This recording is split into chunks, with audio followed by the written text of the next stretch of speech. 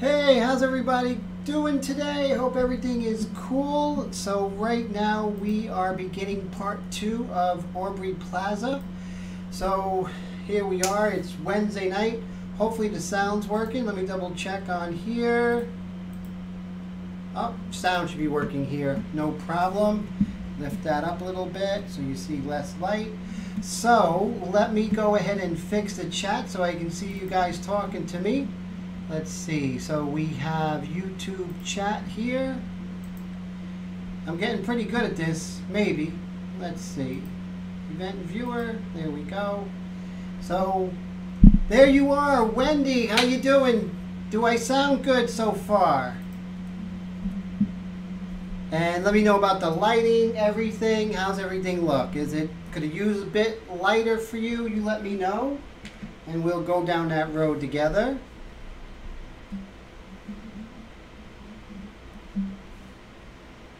Oh, fantastic, Wendy. Thank you so much. Let me get a paper towel.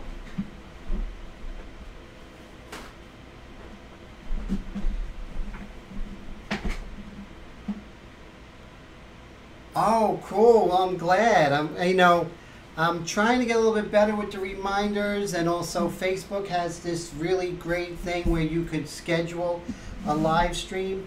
So that works out pretty well. So I'm glad that worked out for us, definitely.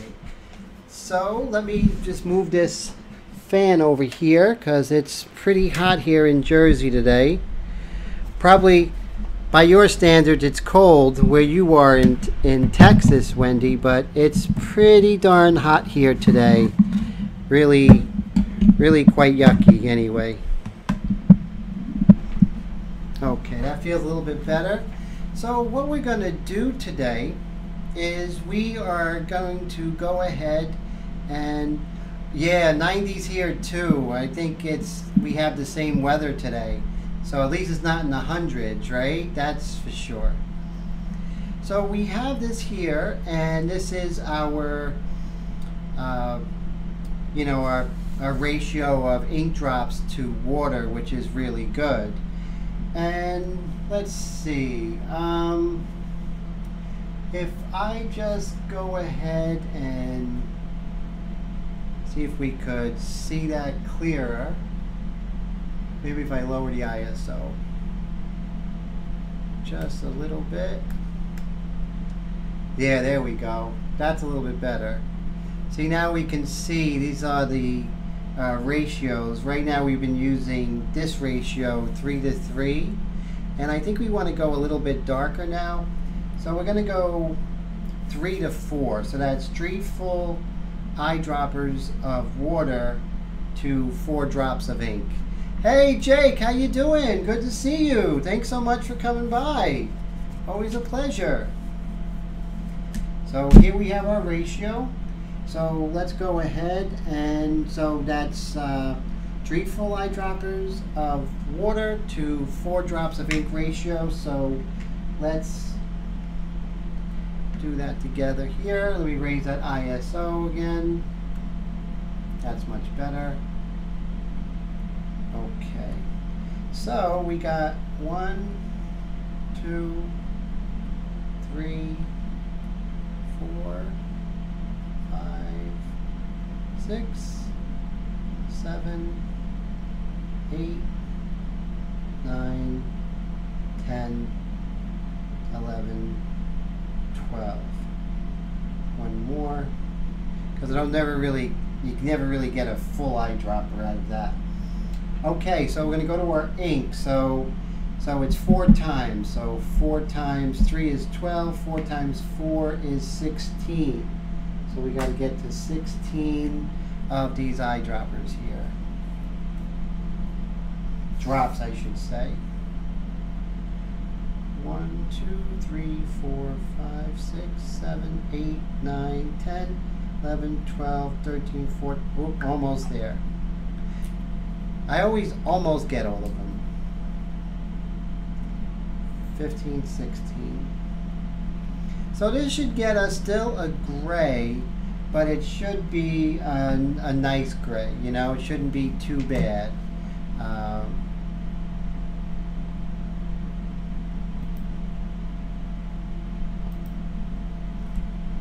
So there's our mixture. And here is our airbrush. But if I go like this in here, and I know you guys who have live streams, you know exactly what I mean, is that the eyedropper gets filled pretty fast, right? I mean, this cup gets filled pretty fast. So I'm going to take this larger one, and I'm just going to control the amount that gets in there. So this way I'm not filling it all the way to the brim, right? Which is good. Put that off to the side. Okay. So this is our mixture right here. Now, I always recommend that you guys always have a test paper. Never want to put your first shots on your artwork. Lots of blowouts, lots of weird things happen when you first put ink in there. See? I don't want to do that on my artwork. So I always adjust the air pressure accordingly.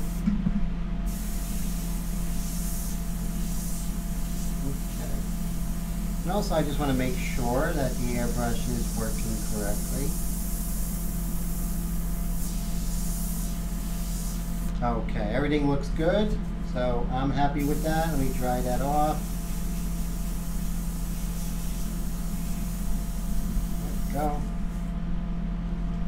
Okay, so here's our artwork that we were working on last week. Feels like yesterday, right? Okay. And maybe I could just raise the shutter speed just a little bit here. There we go.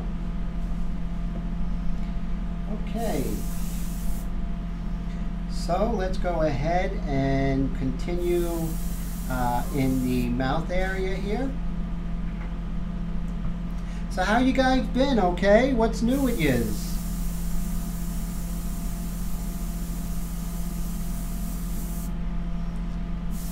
So for me, I've been working on a video, and it's probably like a 3-hour video I'm working on, and it's going to be for sale. It's going to be a digital download, and it's going to be very affordable, not like a lot of videos where, you know, break the piggy bank. Nope, this is something I'm working on.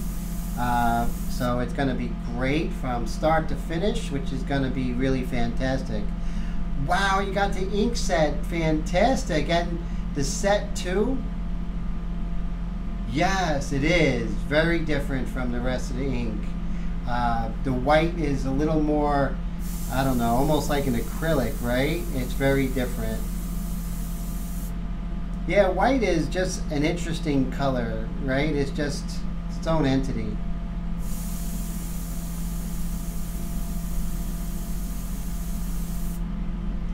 I can see why a lot of artists don't use white. It's quite scary. So in my travels, guys, I'm learning to erase as little as possible if we're going to use white ink.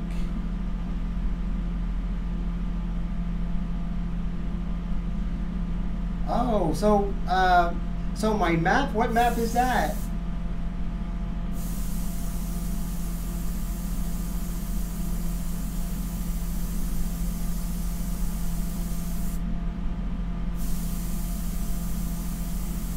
And remember, we're always building the darks and going from midtones, and so we're still in our light midtones right now. There's no rush. So as I was saying earlier,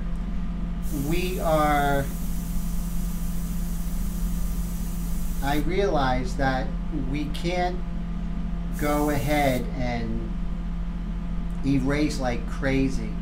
I think it changes the surface and we get some wicked blue shift, and we don't need that.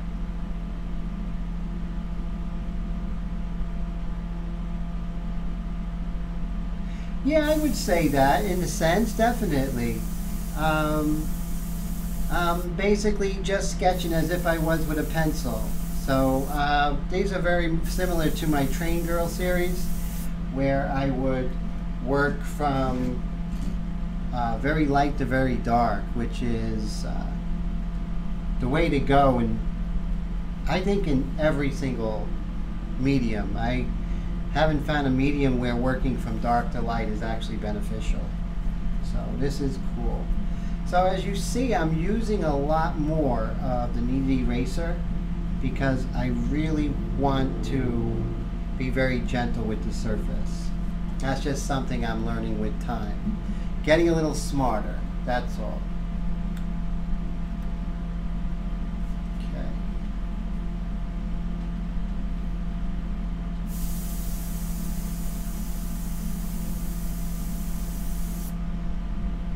And when I do erase, I'm being very gentle. We want to really preserve that pristine surface, which is going to help us when we add the white. I was telling Wendy I did a nude over the weekend, and I applied the white, and I had some wicked blue shift with the paper, and that was definitely attributed to a lot of the erasing changed the surface texture.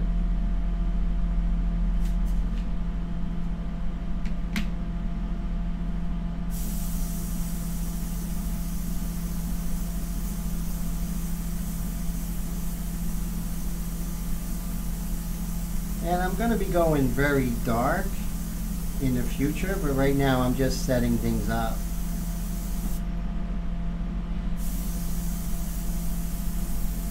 There's always plenty of time to go darker, right guys? There's no rush.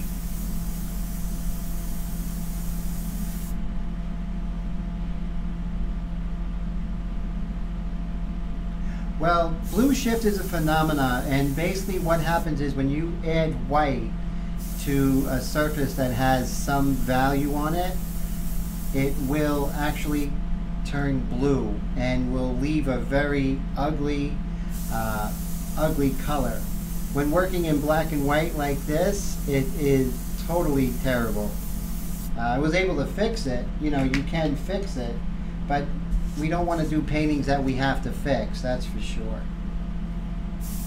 So yeah, the blue shift is something that, you know, we'll encounter whenever we're using the airbrush. And of course, the blue shift is a lot less with India inks than it ever would be with acrylic, that's for sure. But there are moments when you will encounter it. Always shake them, yes. Wendy, definitely. You definitely want to shake them. They settle. So that's something that, you know, we want to do whenever we can. And you want to use freehand shields whenever you can. You want to get those beautiful hard edges.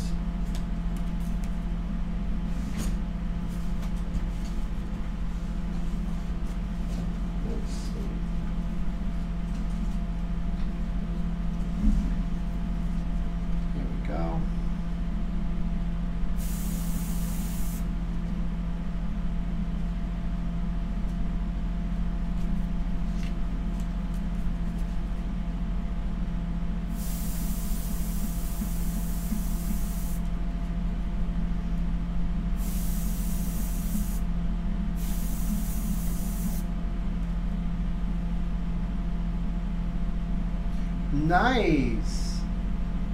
Oh yeah, so you're going to be happy with those freehand shields, definitely. And watch and notice that I'm just protecting that surface and erasing very gently. There's going to be overspray. There's nothing you can do about it, but we can control it. But let's not control it with a hard eraser. And that's sort of what happens is it actually will damage the surface, and then the ink from the overspray actually gets in there, and then when we try to add the white past the white ink, it gets really nasty, guys, really nasty. So are you guys seeing the colors and the values correctly from your end here?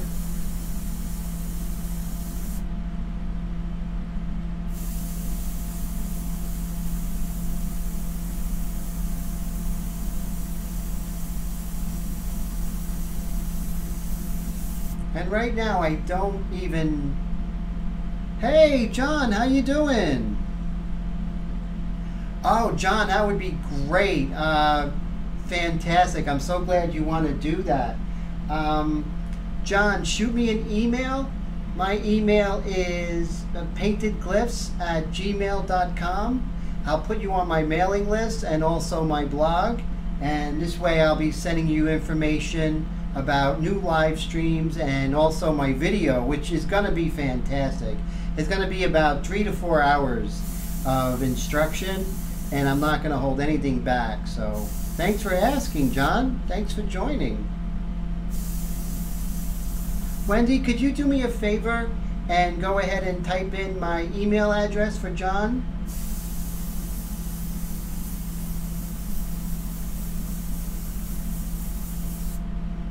Ah, thanks, Wendy. You're the best.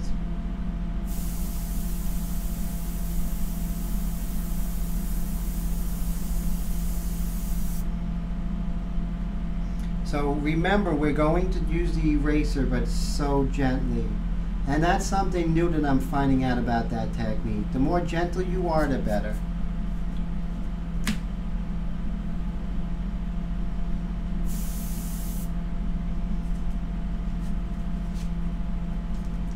Let me see here.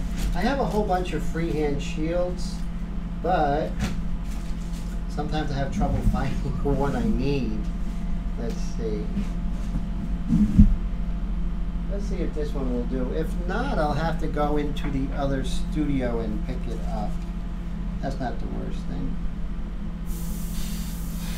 Even though I have a mid-tone now, I'm just going to find some of these sharp edges, these hard edges here, and I'll just crawl along the surface.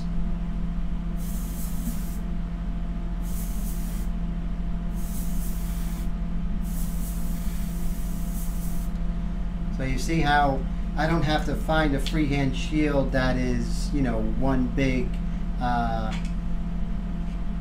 true. Jake makes a good point, is that, you know, shaking up the paint, you do get that true saturation. You don't have some of that, you know, the sediments collecting at the bottom. So definitely true. Oh no, really? Oh, I'm so sorry to hear that, Wendy. So tell me what happened today that you were having trouble.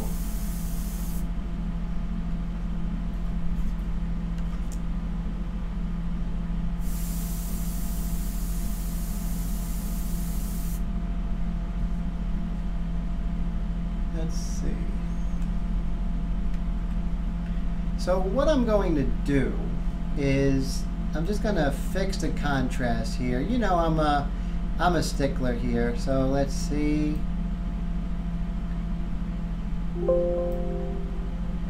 Okay, no problem. So hold on one second. I just want to make this picture a little bit better for you guys. You guys took the time out to spend time with me, so I want to make sure you guys have the best possible picture. Okay, so I think it looks pretty good right now. Maybe just a little. Okay, beautiful. Fantastic. Okay.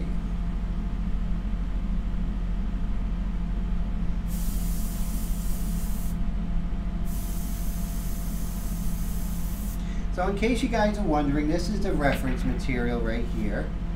So we're working on this, and we're just slowly building up some of these darks, and we're going to get to that black, but we're going to get to it eventually.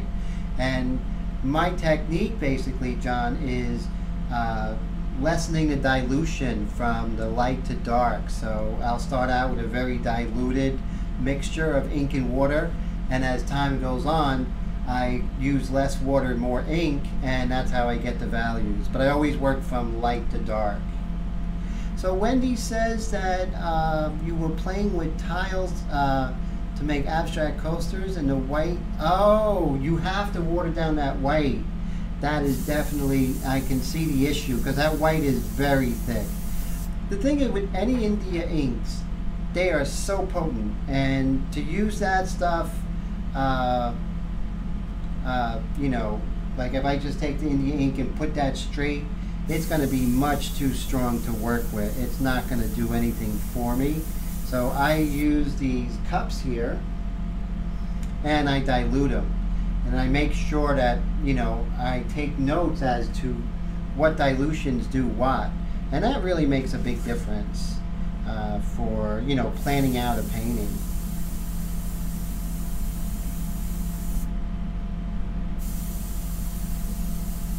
These little changes here are so subtle in this photograph, and it's really good to push yourself, and I push myself all the time. When I'm doing a painting as a commission, I don't push myself, I go for sure things. But when I'm doing stuff for myself, I do something that is pushing the envelope technically. I might experiment with something or something like that. So when do you mixed alcohol with the ink? Is that true? That I don't recommend. Ink is basically, India ink is basically water and sediment. Not sediment, but water and like soot and carbon. That's basically what pure black India ink is. And also, the white India ink is a little bit different, but definitely I think the alcohol might do more damage than it does good. I just mix water. Just water is what I mix.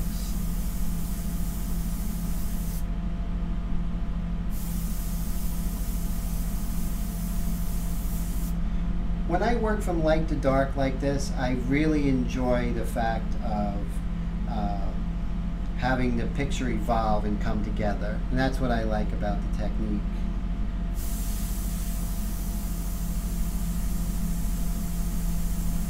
Pretty soon I'm gonna take out the paintbrush and we're gonna work on that. Yes. Oh, so you were doing, oh, I see. You were doing that method with the ink and alcohol. Yes, I've seen that. So you were going for that. That's different.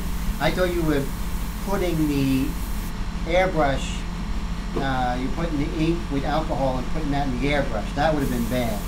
But that's pretty cool what you're doing. But you're going to get a lot of weirdness with that because that whole technique is on weird reactions, right? That's what that whole technique is. So about that video, this painting right here is I'm doing like a full video on this from start to finish. I videotaped the whole thing. I did some live streams on it, but this is going to be from the very beginning all the way to the end, like full, like 3 to 5 hours. I'm not sure, but we're not going to miss anything. So it's going to be a really wonderful video. I'm going to have that on my website. So that's going to be pretty wild. The price, I'm not sure yet. I just want to make it affordable for everybody. I don't, you know, there are a lot of videos out there and I think they're very pricey. And we're all just trying to get by, right? So I don't want to make a killing. That's why I do these live streams. So even if right now someone can't afford a video or what have you, they can go on my live streams and still learn a lot. It's like painting over my shoulder, and I love that part.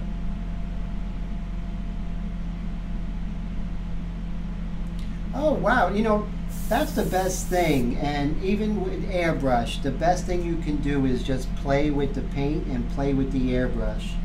That's how you get better. More so than a lot of these getaways, and those are good, and those are good to augment, but more importantly is just, you know, sitting down and just airbrushing for 2 hours a day if you can. believe me, I know life is very busy. Don't feel bad if you can't, but as much as you can per day, almost every day, you're going to start seeing things really happen. But don't be too hard on yourself if you can't, because I know how life can get. You know, it's just, Willie, how you doing? Good to see you. I'm so glad you made it.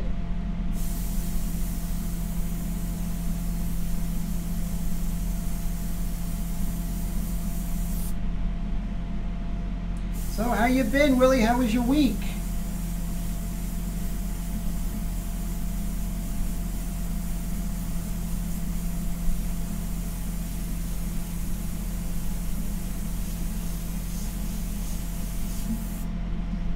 So my control has gotten like much better. I've been painting about 6 hours a day for the past month.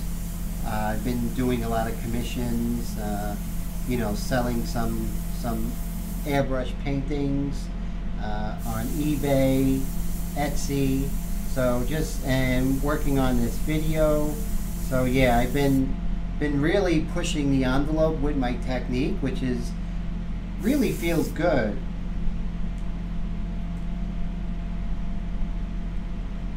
So I'm just very gently, guys, super gently cleaning up any overspray. If you looked at past episodes, I really got in there harsh. But Friday's mishap really made an impression on me. So if I can have thanks, Willie, doing okay, you know, getting by, having fun airbrushing.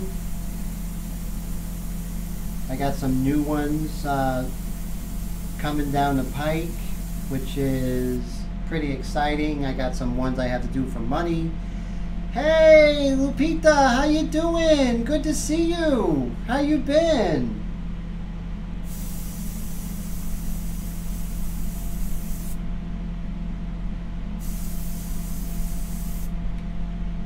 Now the Cookie Couture, they make the most amazing cookies ever.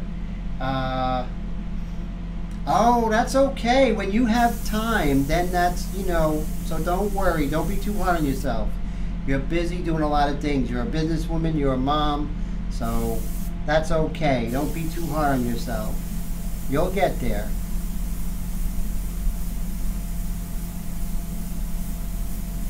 So right now I'm using this custom micron. This is the CM-SB, and that's a very good airbrush. I love it, especially for, you know, doing this technique. You might have to do some tight detail. Oh, thank you, Lupita. I am doing very well. Thank you so much. Just working hard, working on some YouTube videos, also doing some other things. So yeah, I've been just, you know, my live streams, and so yes, it's been busy, but in a good way, right? It's good to be busy doing what you love. Let's see. So what we're doing is just gradually darken. Now this area here is a little bit of a concern for me, so I'm actually going to stand and let's see.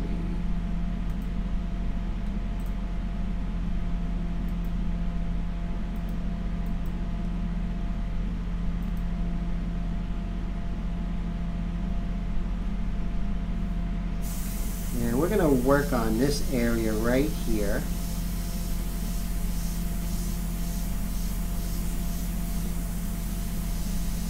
It's sort of an abstract area right here. It's just a lot's happening here, and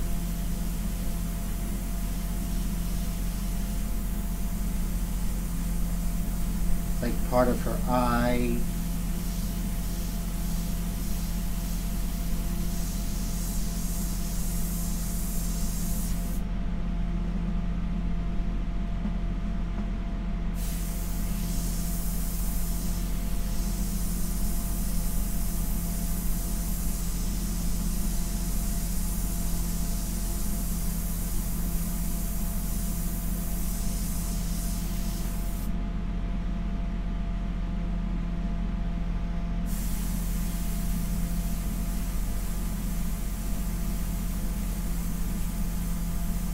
And once we go darker in here, it's going to get a lot more understandable as far as what these abstract shapes are.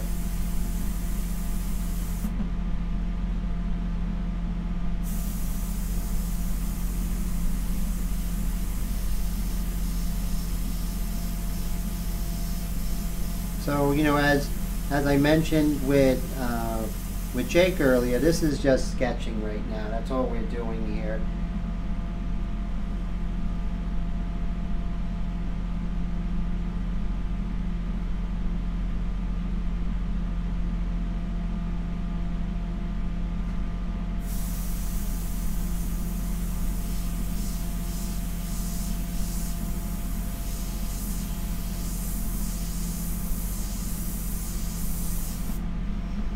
Now this is still a very, very thinned out mixture here. So I'm just going to establish some tone. We definitely have to get balance on this side from that side.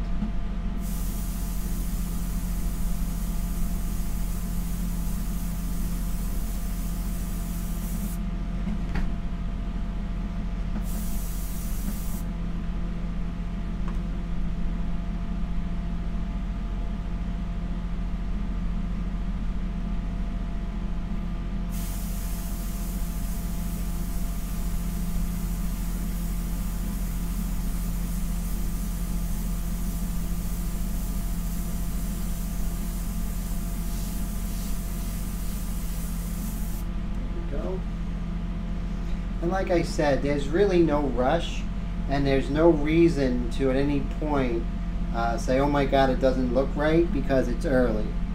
So we don't make those kind of assessments. We have to actually have a little faith in our early measurements.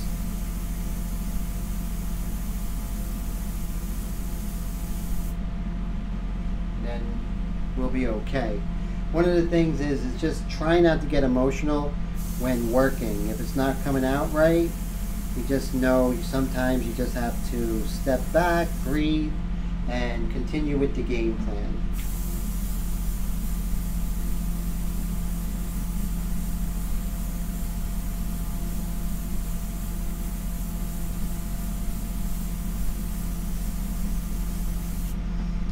Okay, so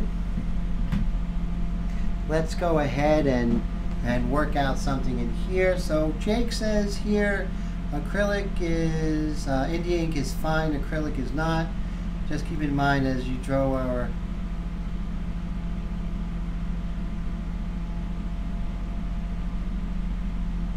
yeah, that's true. You know, the whole thing with acrylic and ink, they are totally different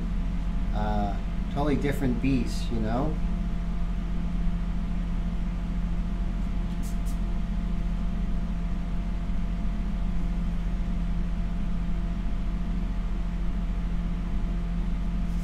What's really great about this technique is you do not have to get too heavy with the eraser. The ink is going to come right off, and that's good twofold because you're also protecting your surface.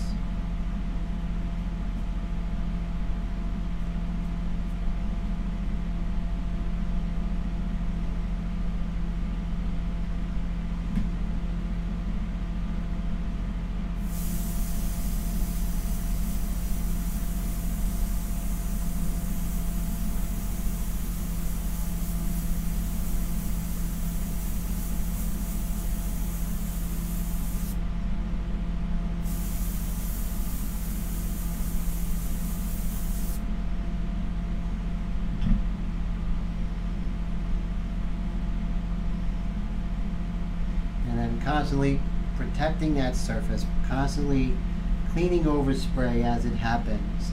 And this is development in the technique, but it's really good to start implementing it because it's going to pay dividends.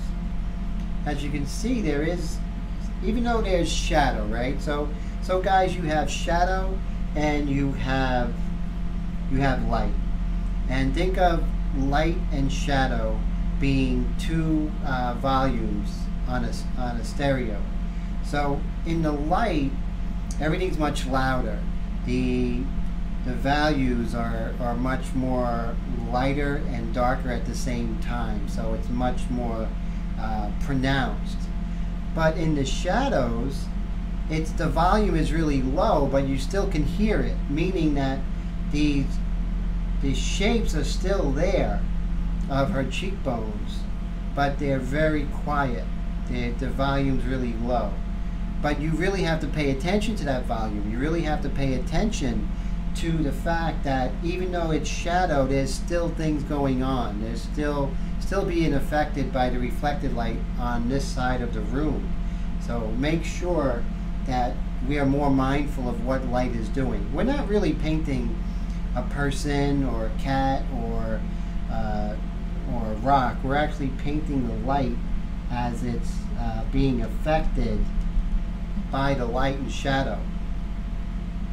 So if we keep that in mind, we can definitely see the abstract shapes and not get overwhelmed. And that's not what we want. We want to really understand what's happening and look for things as they happen.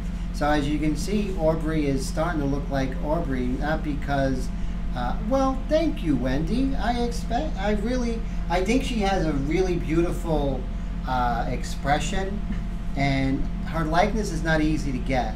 So thank you so much. Thank you, Willie. I appreciate that. Thank you for listening to me. And so I'm so glad you got something from that. So today is Angra's birthday. John Augusta Dominique Angra. He turned 238 years old today. He is my favorite painter ever.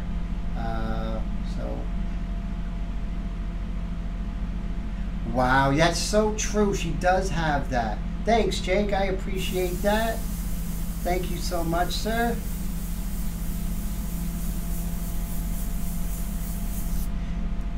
And you know, okay, so maybe this is one of those live streams where, you know, I just go ahead and show you from beginning to end and voila, this is what it is. I don't care about that. I don't care about impressing anybody with, you know, those really fast videos, time-lapse videos, and look how good I am. I don't really care about that. I just want you guys to learn what I have, and you know, take what you want from that and make you guys a better artist. So that's why there's no rush. As long as I'm explaining everything, you guys are getting something from it. That's important to me. So it looks like camera 2 just went away. That was weird, huh? So we can do without camera 2.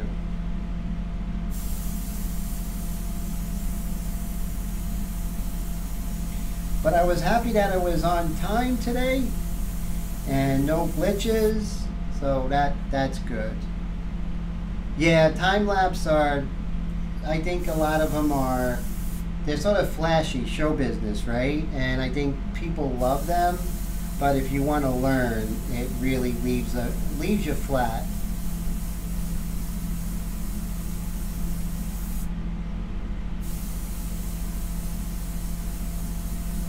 So Jake, back in the day, there was no such thing as live streams and no such thing as YouTube videos. We had to wait.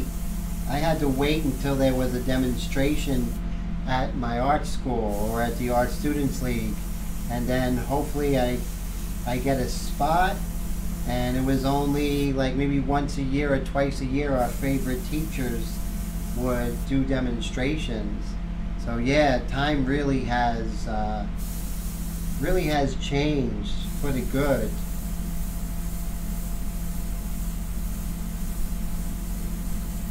Okay, so right now we do have this interesting area. We have her clavicles here, her sternum. Her neck area is really obscured. Let's see if we can get some of those hard edges over here on her chin. Now it's not everywhere on her chin, just right here. there's this really beautiful hard edge. So I just want to make sure I get that. I don't want to make up a hard edge that's not there. That's what we do as people, right? We put in detail that's not there. Yes, when I started YouTube, it was just me and my wife at the time. I mean, not just us, but there was a handful of artists who were doing YouTube videos, and I do mean a handful.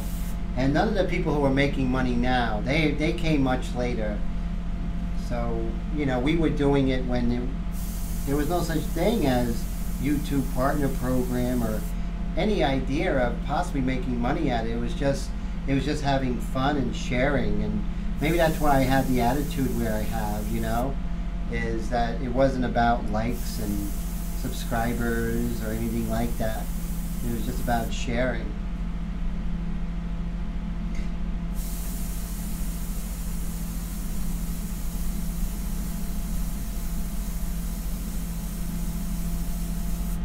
Pretty soon I'm going to break out the brush, but you know, funny thing is, guys, as I'm airbrushing more and more, I'm finding that I'm using paintbrushes a lot less and I'm airbrushing more. I guess I'm getting more comfortable with it. That's not to say I'm not going to teach using the brush, because for you guys, it's good that you know that.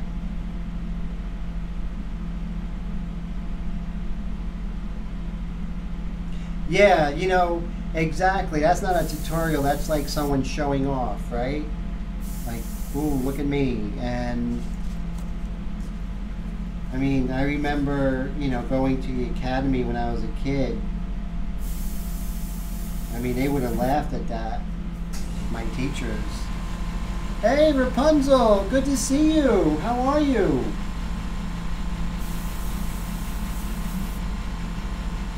Thanks so much for coming by.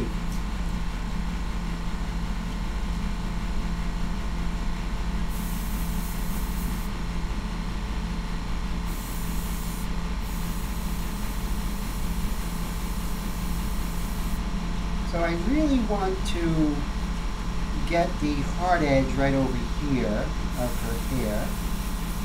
That's why these freehand shields are really great. And notice that after every part of the edge I do, I wipe it, because there's going to be a little bit of ink on it, and you don't want to reposition that ink on your surface. Time you could be spending doing good things on your painting, you'll be spending time correcting, and that's not good. So the less correcting you're doing, the more painting you're doing. So if you guys can learn from my mistakes, that is fantastic.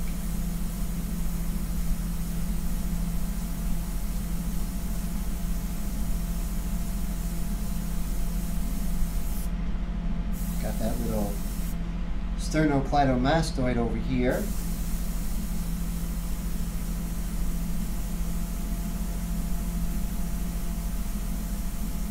Looks like I'm running out of ink. Okay, so while that is happening, let me go ahead and quickly fix camera 2, because I like camera 2. That should do it. So guys, I'm the talent, I'm the tech support, I'm the sound guy, I do everything. Let's see, did we bring that back? No, not yet. Okay. So for some reason, camera 2 is...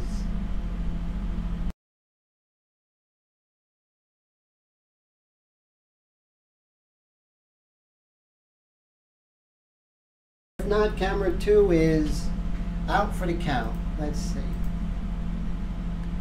Okay, and color. All right. Well, guys, I tried. So camera 2, have a good day. So there's nothing we can do about that. you know what? They're making a lot of money off of it, Jake, and they're placating to what the people want. But as an art teacher, I want to give what the student needs, because I had some great teachers. So I know how to teach students. I know what it is a student needs to get better. So I'm going to do that. And I could have went the easy route and just went ahead and said, yeah, I'm going to do some really cool time-lapse videos. It's going to be great. I'm going to get all these likes, but that's not what I'm after. Okay, so I'm just going to go ahead and refill my airbrush again. Only about halfway, guys. You don't want to do anything more than halfway. This way you have less chance spilling it in your cup, especially if you're working in the side feed, right? So we definitely, so remember this rule of thumb, and always remember it. It's a very good rule of thumb. Whenever you fill airbrush with more paint or ink, whatever, always make sure first couple of sprays are not on your artwork, because you're going to get blowouts and weirdness, and you don't want that to happen on your artwork, especially like if you're in the groove and you're just not thinking and you're just working and you're like, oh, look at that, it's horrible. Hey Bradley, good to see ya.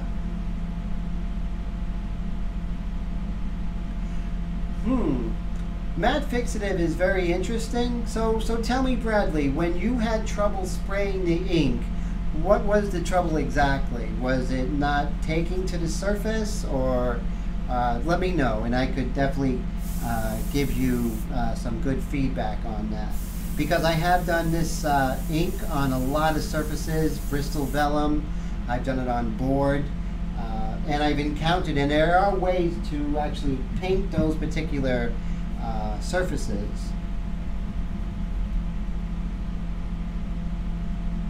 And again, as you can see, I am really being careful about my surface.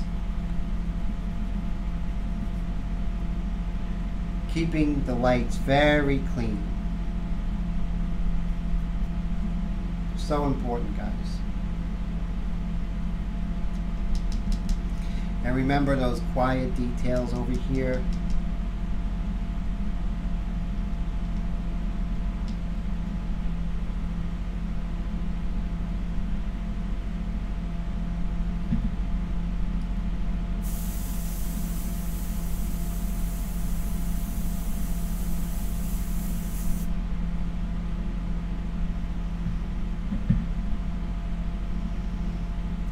If some areas seem to be a little dark, you can just pretty much tap it with this Kneaded Eraser, and that does the trick, guys, especially after you just put it down.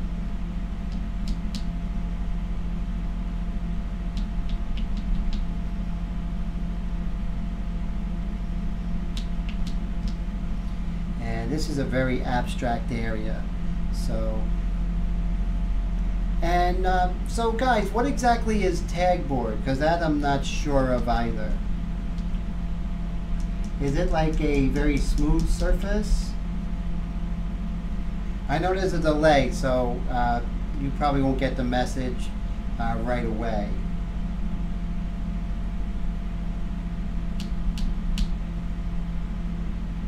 So I actually have a delay on purpose. The little bit of a delay is something that is used in live stream to make sure there aren't any you know, stuttering or, you know, choppy video. So I made the sacrifice with that to make sure that the video is good.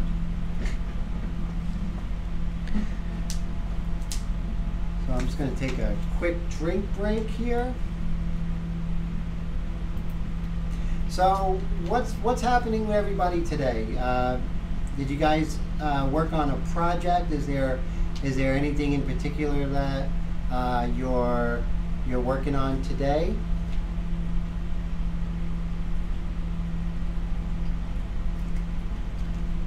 I got a couple of female nudes that I'm working on, which I'm excited about, in black and white.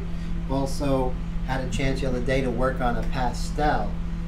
This is a composition I've been working on, so I'm very excited about it. Sort of a surrealistic. The photo was a model I took, oh my god, like 10 years ago.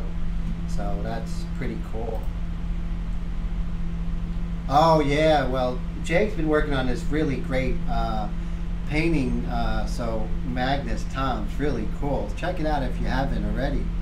Okay, so here Bradley says sometimes when he tries to erase, it would work well, and then sometimes not. Seem in some places the board would really soak the ink up.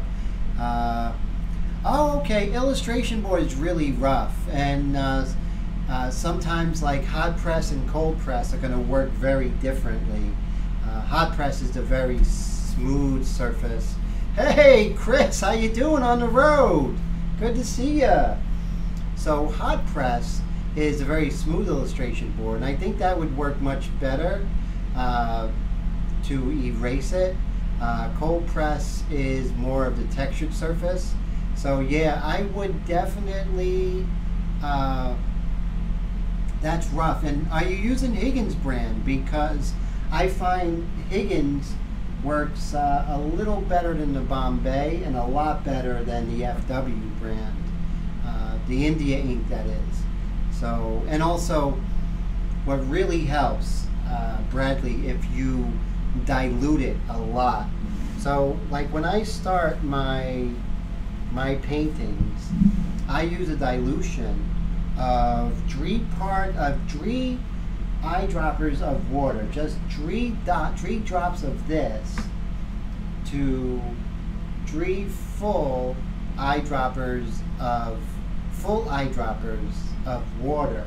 So 3 to 3. So that dilution is a lot, and I think a heavy dilution, especially in the early going, is really important, Bradley. And also, what I do, and it might help you, is that I don't oversaturate the surface. I work very slowly. I build it up so slowly. So I only have like 1 layer, so I can actually go ahead and erase it. What I do recommend is trying this paper. I think it will blow your mind.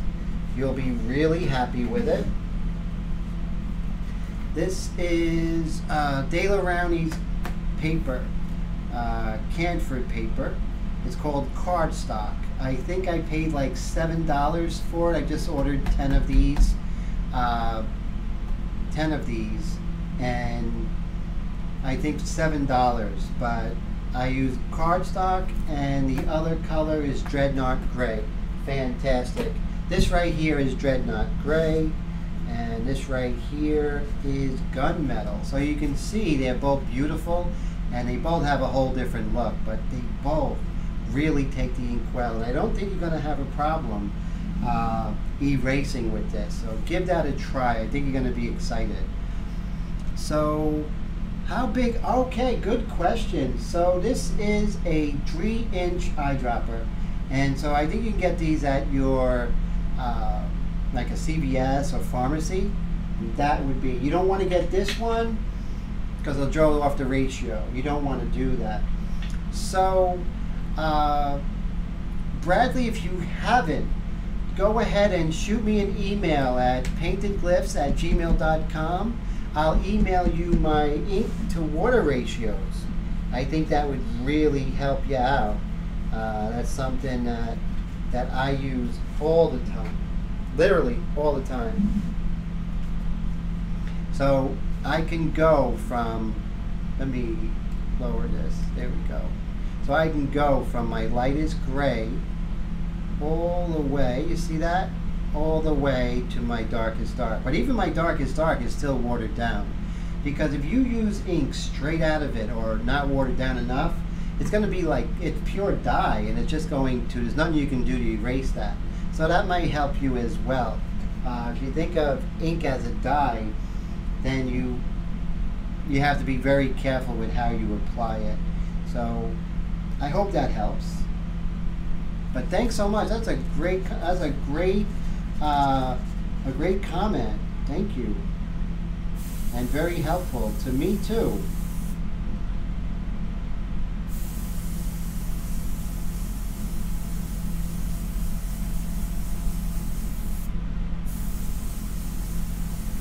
So last night I stayed up late and I put this, finished this one ink painting.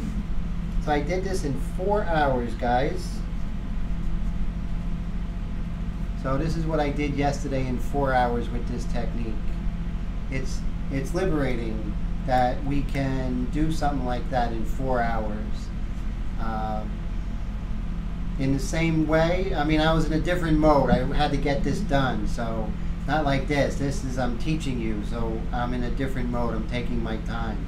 But this is what you can do in 4 hours with this technique. This paper is this same paper, so you can see that, you know, you can change as the ink goes on. It actually made some changes to the color a little bit. See, it's the same color, but it does change it when you do many layers of ink on it. But thanks, Wendy. I appreciate that so much.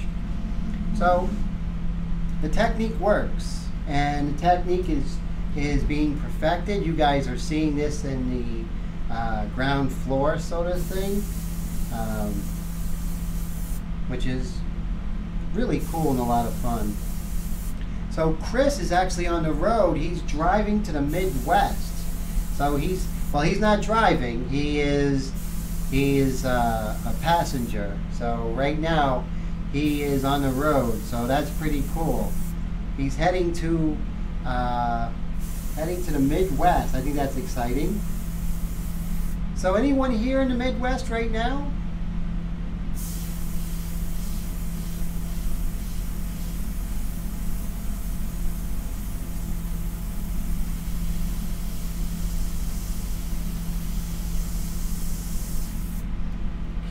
So let's go ahead and work on just a little, let's see here. It looks a little bit orange in a sense, doesn't it? Let's see. There we go. I think that looks better.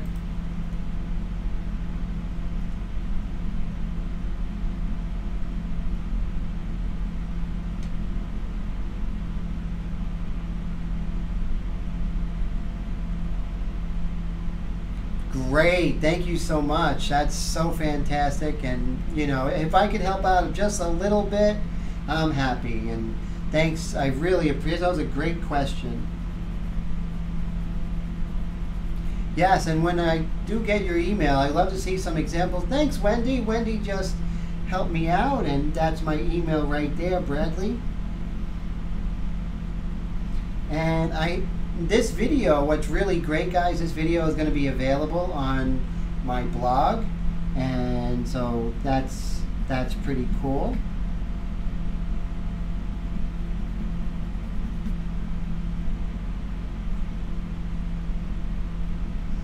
So right here we have a little bit of light hitting here.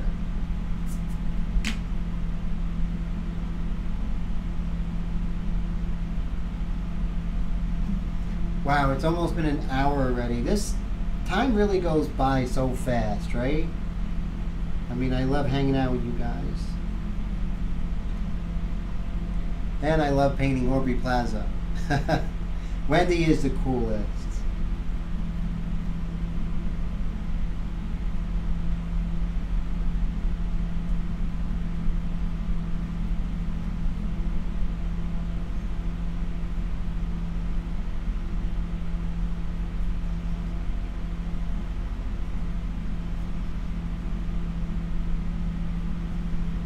And there are some pencil lines still there, and I'm being very careful and erasing those pencil lines.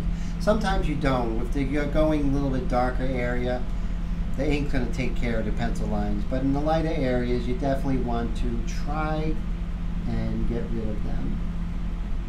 It's just cleaner.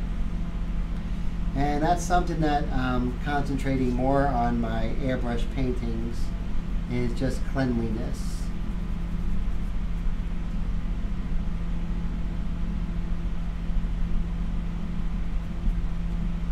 cleanliness of value and the lights and darks, edge work, all those things are really important.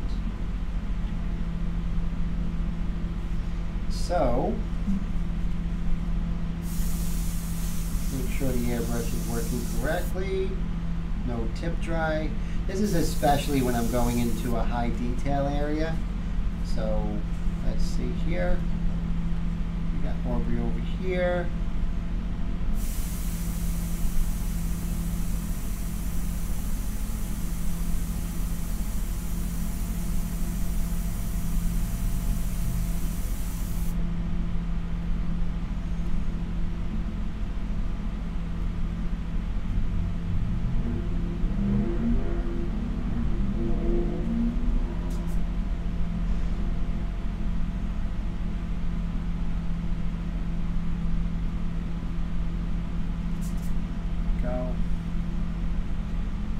This area where her nose meets her cheek is very delicate, so it's very important to try and be as subtle as possible.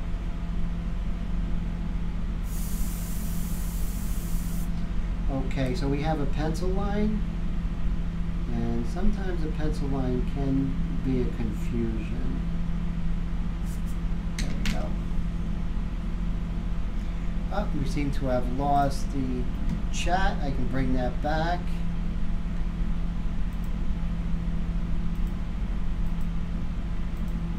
See that? I brought that chat back really quick. It's so funny, it you know, being the tech support guy as well as everything else. And I can see I can extend this eyelash here, eyebrow. It goes further a little bit. And that's going to help with Aubrey's likeness a little bit more.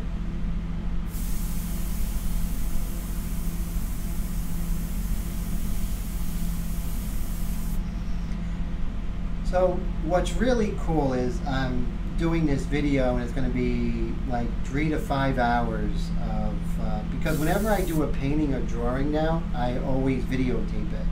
And this way I could you know, offer some really inexpensive, high quality tutorials that, you know, that are real, like from beginning to end.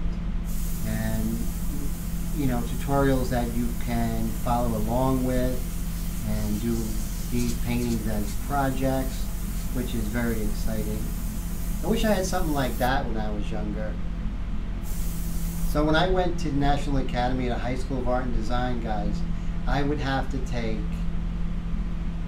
literally, I would have to take a bus, 2 subways, and walk about 4 city blocks each way to go to art school. You know, like what they say, I had to walk uphill both ways. But, you know, I really wish they had something like this, because I would have developed so much faster than the way I did. I mean, I'm not saying that's not a good way to learn. In the classroom is really important. If you find a good teacher, then that is crucial. But what a great resource it would be to have videos. My brother-in-law had this video camera. It was huge. It was literally like 1.5 feet long. It held big VHS tapes. It was crazy.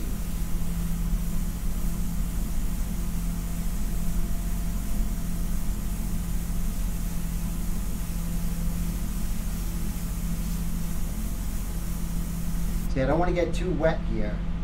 So I want to make sure that if I'm hitting that surface too much, let that dry. David Morton, a really good airbrush teacher, actually one of the best out there. I think his website is airbrushclasses.com.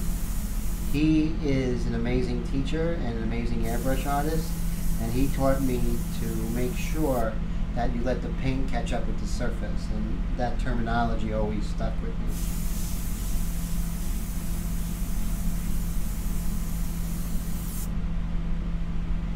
And let's go ahead and quiet this area even more. Lower the volume. See that? We're going to use that terminology, lower the volume. That's just, that one's mine. There we go. Lower the volume here, because this is in shadow.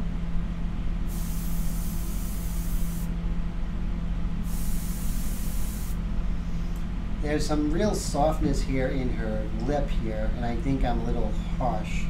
So I'm going to calm that down a little bit.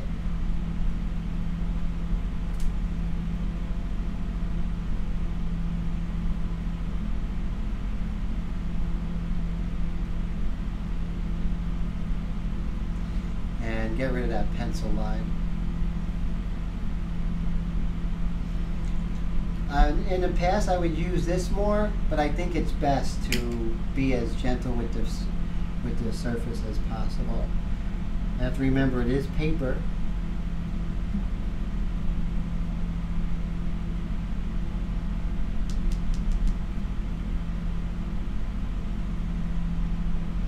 This over here is much darker, but I'm not concerned. We'll get there, right? So you can see how much darker this area is. But we're going to get there. We're going to work this out. But there's no rush, because the only thing that matters is accuracy and just working from light to dark. So when we actually get to the point where everything is like our darkest darks and our lightest lights hit, everything's going to just explode and just look amazing. Amazing in the fact your hard work is going to come together. The hard work of the technique is going to come together. So that's the amazing part. And it's a lot of fun when it does happen. I'm going to get my water.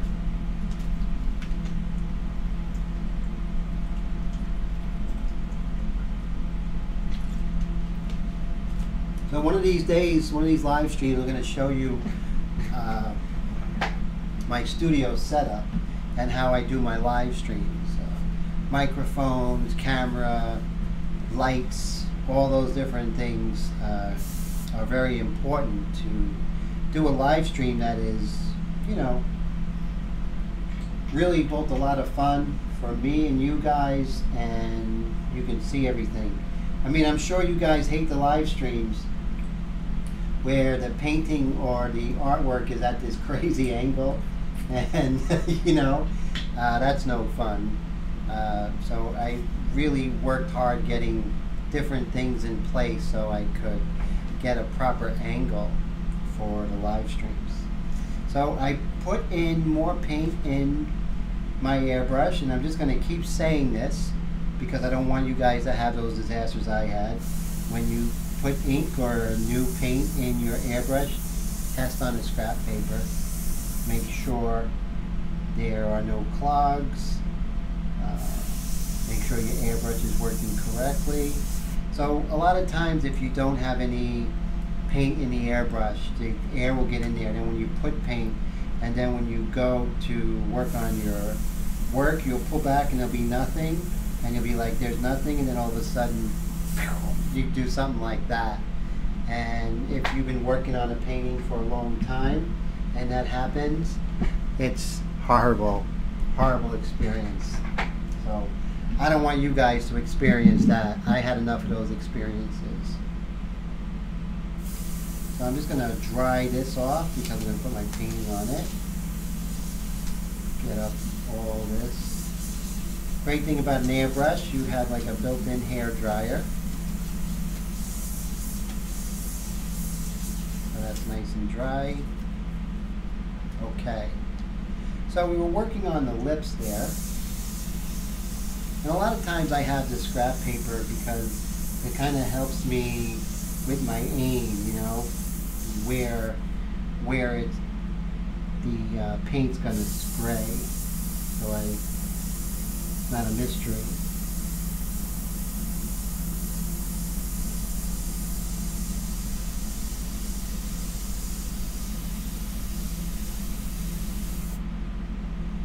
So tomorrow is Thursday, huh? Unbelievable. Weeks does go by fast.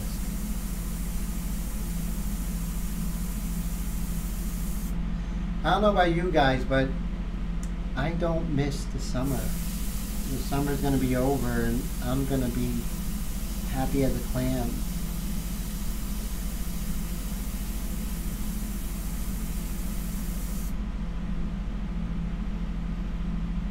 Yeah, Wendy, it is almost gone. You're right. How are you feeling, Wendy? You weren't feeling too well at the end of last week. Are you feeling much better?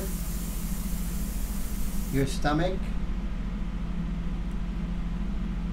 Oh, that's right. You're in Texas, so you guys have weather for a while. That hot weather.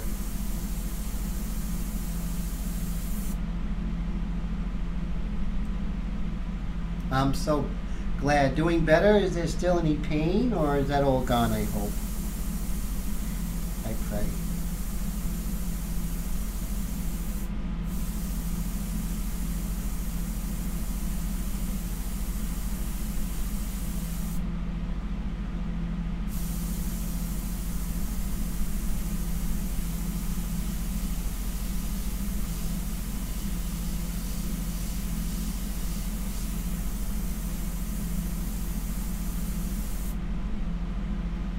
Go. I'm going to lay some tone here because there's going to be some erasing to get some of those whisper details.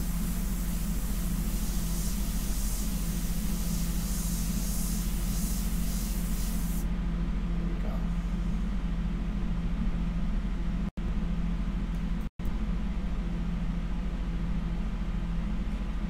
Yeah, you know, it's horrible. Yeah, you too, Willie, right? The heat is, I mean, I love the summer. The animals are happy, right? You know, they have this beautiful weather outside. I like that part. But yeah, the summer and me just don't get along. Like today it was in the 90s, and the air conditioner in my studio doesn't even work. So it's like, I was so frustrated.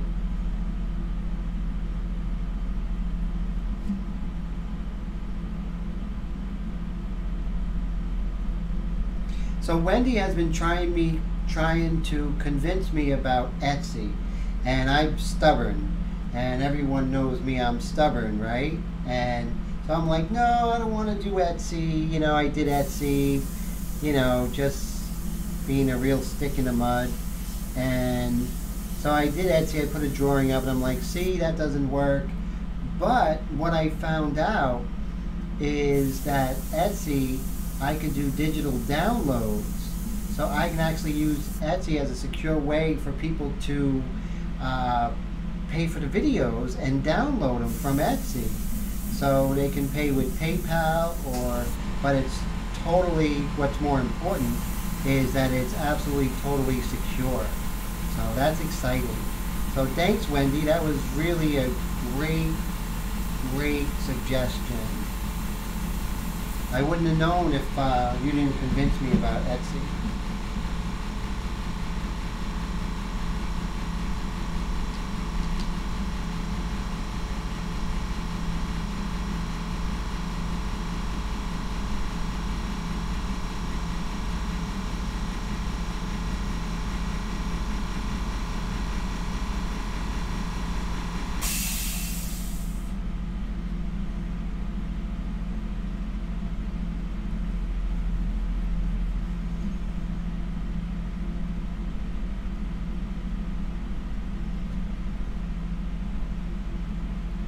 So there's John. Hey John, how you doing? Good to see ya.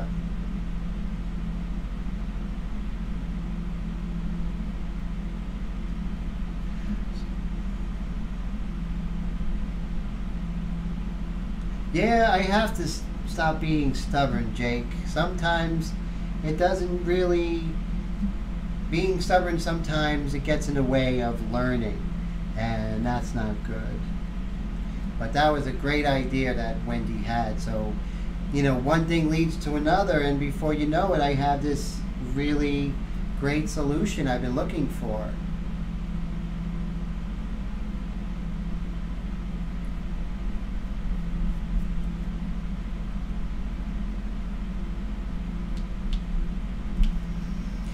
Any questions you have about what I'm doing, guys, there's no bad question.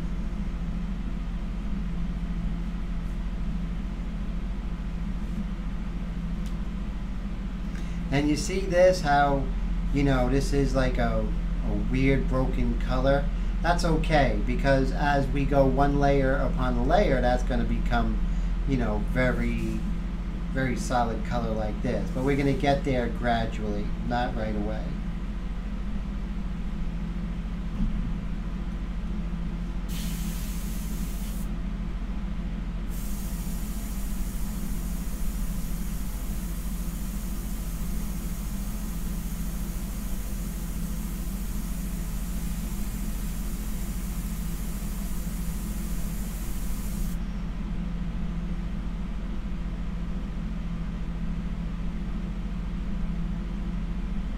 Yes, definitely. You're never going to get that value right away. And this technique is all about, Wendy, laying color or tone over and over again. So it's the nature of the medium and the nature of the way that this technique is working. So that's normal.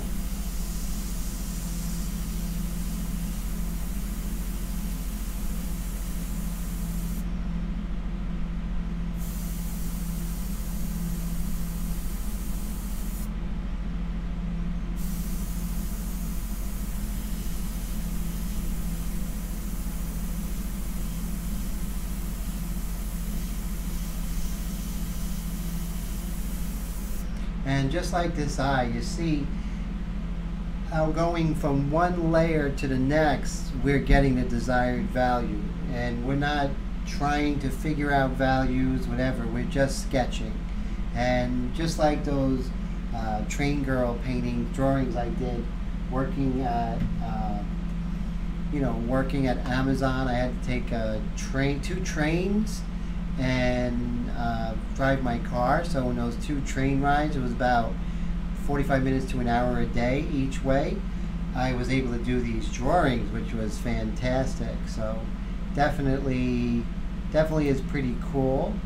So let me see. I'm going to see if I have a painting of Angra's, because today's Angra's birthday. So very quickly, I'm just going to go to the web here.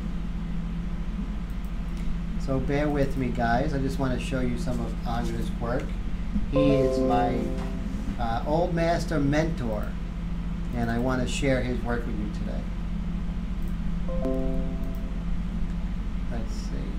So we'll go with Angra. Images. And I'll show you some of my favorite paintings of his, which are, just so beautiful. Here's one right here, and I'm going to save it to my hard drive. Let's see.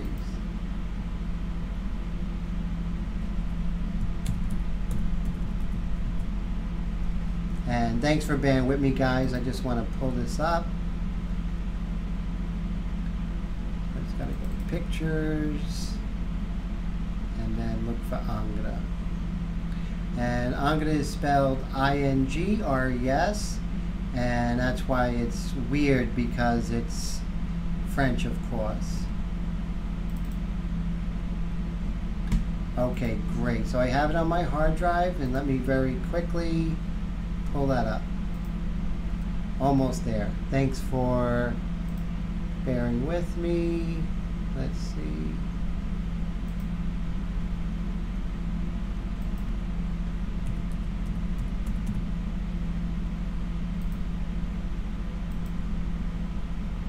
So this is a painting of Angra's.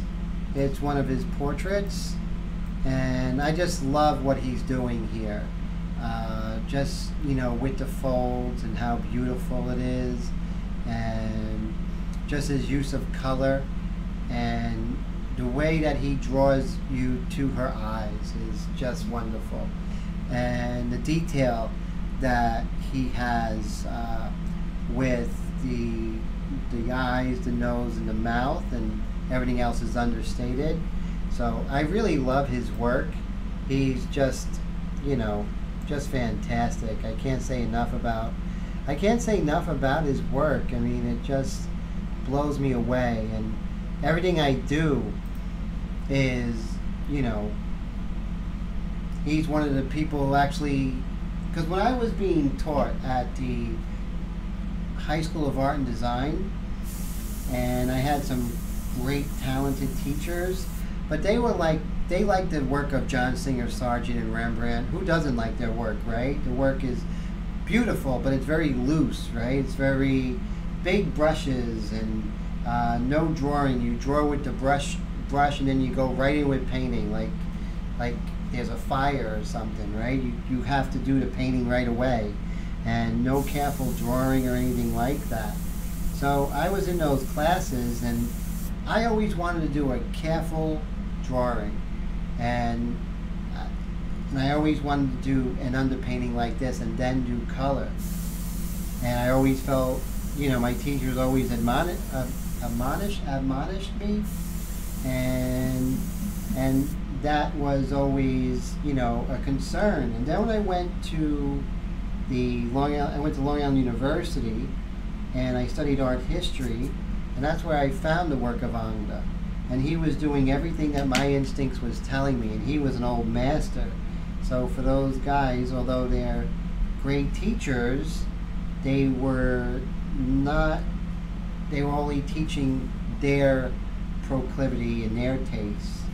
So when I found Angda's work when I was in college, I was totally liberated, and I found my direction of painting was what my instincts were, if that makes any sense.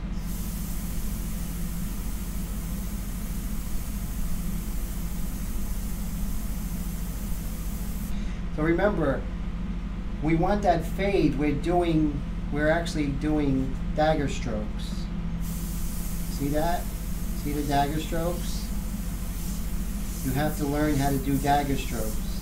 You have to learn how to do them all the time in different directions. Those are so important. And, you know, that's going to enable you, because a dagger stroke in Airbrush is being used all the time. Of course, you can go ahead and do the value, but having it with a dagger stroke is just so much more beautiful. And just makes the fluidity of the airbrush that much better. And it really shows in the work too. So practice those dagger strokes. I do every day, guys. And I've been airbrushing, I think I got my first airbrush in 2010. But I wasn't doing much with it. That was my first exposure. I took my first class 2013, I believe. And so I've been painting seriously probably since late 2011.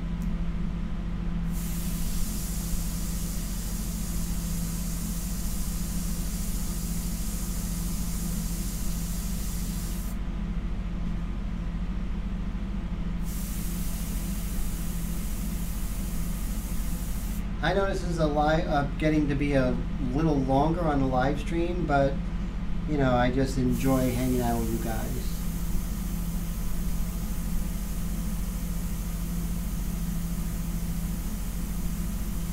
So Kiva would have been here today, but she was working on a mural, and she's doing like a 12-hour day.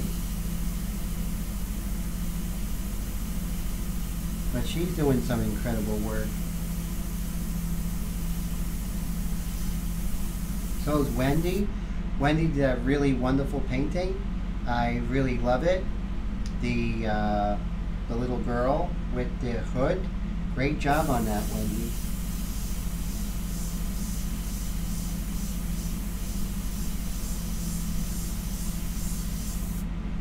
And that's okay with the ghost. Just go ahead and keep darkening.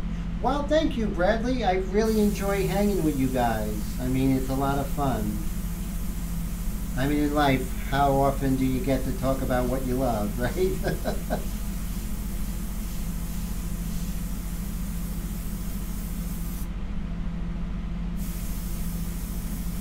Yeah, great job on that, Wendy. You really did great. And of course, you know, you can see, okay, so we're not making like big strides, but we are. We're doing it gradually. In this technique, you have to build up slowly. It's a lot like egg temper in a sense. You can work quick, like that picture I showed you I did in 4 hours, if you need to. But you work in this slower mode, it has its advantages as well. So you guys see that as I'm closer to the surface, it's darker and the line is smaller. I know that's logic, and you guys are like, yeah, Tim, we know. But, you know, just to remind myself even, it's a good rule of thumb. It really is. And it's good to be aware of that at all times.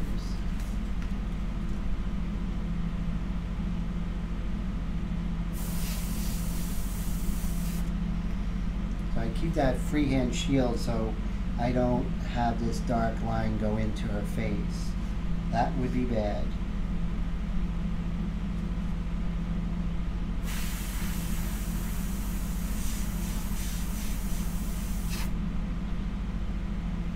And so I see there that there was a little crawl of paint, but no worries. With this technique, Bradley, you can see we do have some wiggle room to make corrections because it's so watered down in this painting. This paper is very forgiving. I found this out by accident. This is paper I've been using for drawing, doing these portraits. Those Train Girl series I told you about earlier. And so one day I was like, what if I went ahead and tried airbrushing just the darks? And you know, I never thought much about it. You know, I don't want to be too daring, but I went ahead and tried it with Natalie Wood, and it just, or Portrait of Natalie Wood, not with Natalie Wood, and it was really successful. I was really surprised at how well, because you know, the airbrush world is like, you know, work on, you know, synthetic paper, work on playboard, and no one's really talking about just work on regular cardstock paper. But I think that's where we come in. That's where the experimentation, because just because they're not using it, just because no one has tried it, doesn't mean it's not the perfect surface for you.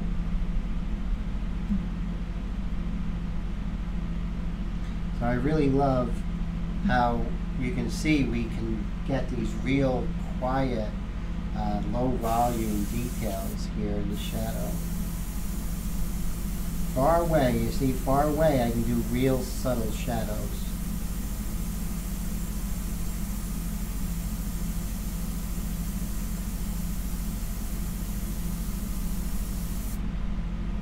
Now looking at her lips here, I can see that this does not come out as much, you know, sort of like a smile, but that's not happening. So I have to make sure that line is not coming up but going straight.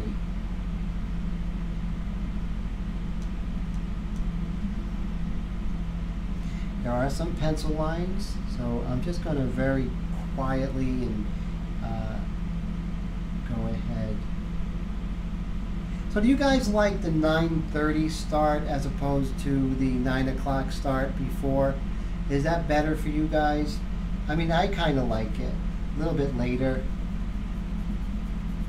Having dinner, you know, you don't have to rush to see my live stream.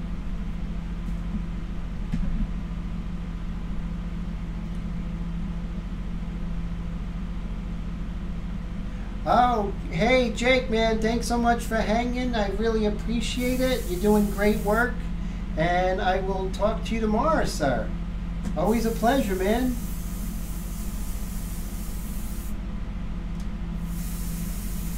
If you guys get a chance, check out Jake. He's on Facebook. And let me see, what is his name on Facebook? I'll have to get that for you. But yeah, he's doing some great stuff. Jacob, that's what I don't know his last name on Facebook. It just escapes me. I know it, but right now I just can't think of it.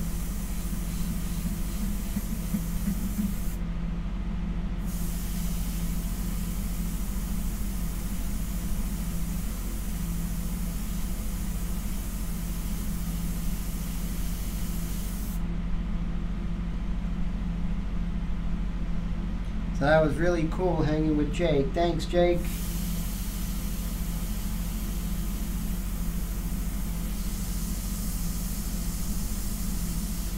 See, there's a real dark in her. I'm not going to try and get it with this, although if I go over layer upon layer, ink will eventually get darker and darker.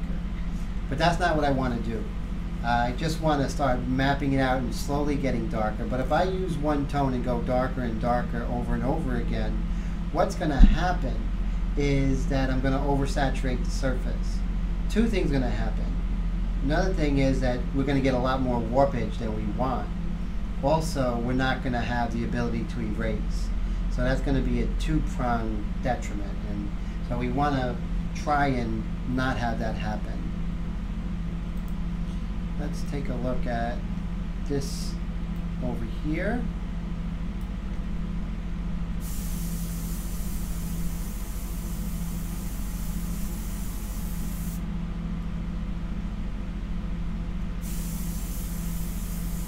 As you can see, we're just slowly building everything up. And keeping our lights really clean with the Kneaded Eraser.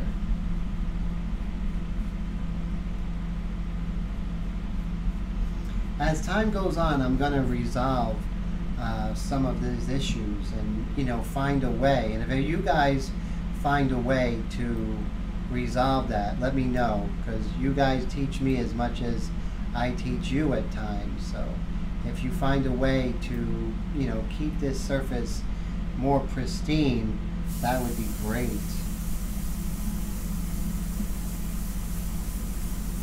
Because we want overspray in certain areas, but we don't want it in our lightest light areas, where eventually we're going to come in with that white. The white I use, guys, is Bombay White India Ink, and that's going to really, really do some wonderful things in the end game, so to speak.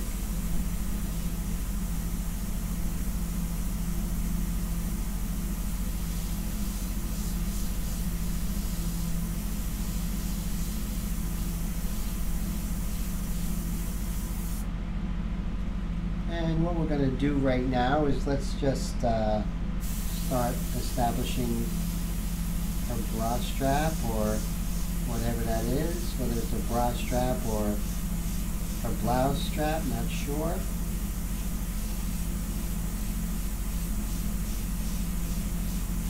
So little dagger strokes, you can see I'm getting a lot of accuracy just by using a little dagger strokes.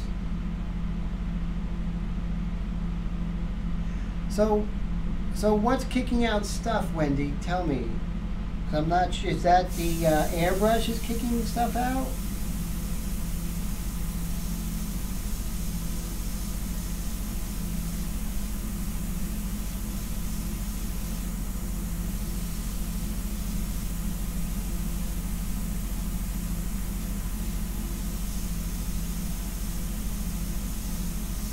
And as you can see, those little dagger strokes.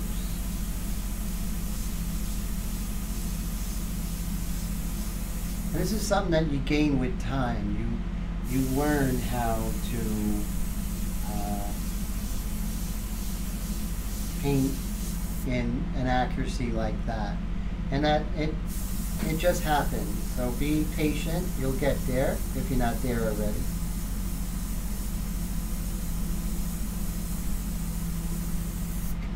What I'm going to do is I'm going to stand up, and I am going to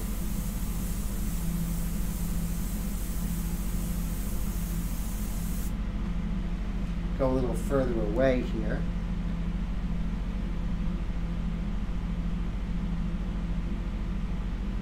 Oh, really? So once in a while. Oh, that is weird. That has been happening to you, hasn't it, Wendy? That's not the first time. That is weird.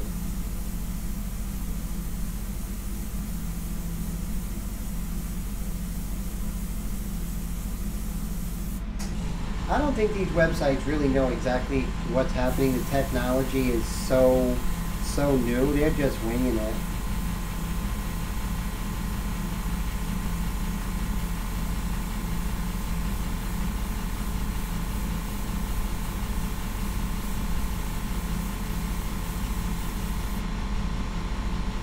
Okay, so I'm just doing some value here, and I'm going to resolve any little changes here. So as you can see, I'm going to start putting in some of those quiet details,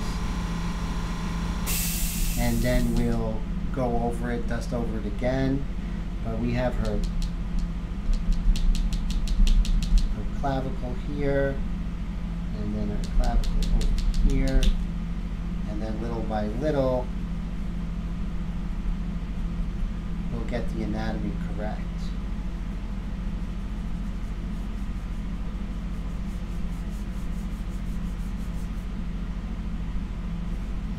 And then the same over here, we're going to work on this strap.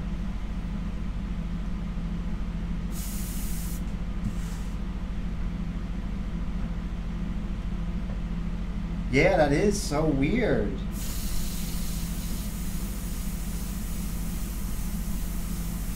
And as you can see, guys, little continuous dagger strokes. And that's how I sketch. The air is on all the time. And I'm not going over too much. I don't want to, as I always say, you don't want to oversaturate. Yes, Wendy, it does. Actually, I wait for it to dry a little bit before I erase, because sometimes if you erase with a harsh eraser when it's too wet, you can kill the surface. And this is all about saving this surface. It's a delicate surface, so you have to treat it like that. If this was wood, I wouldn't be treating it very delicately.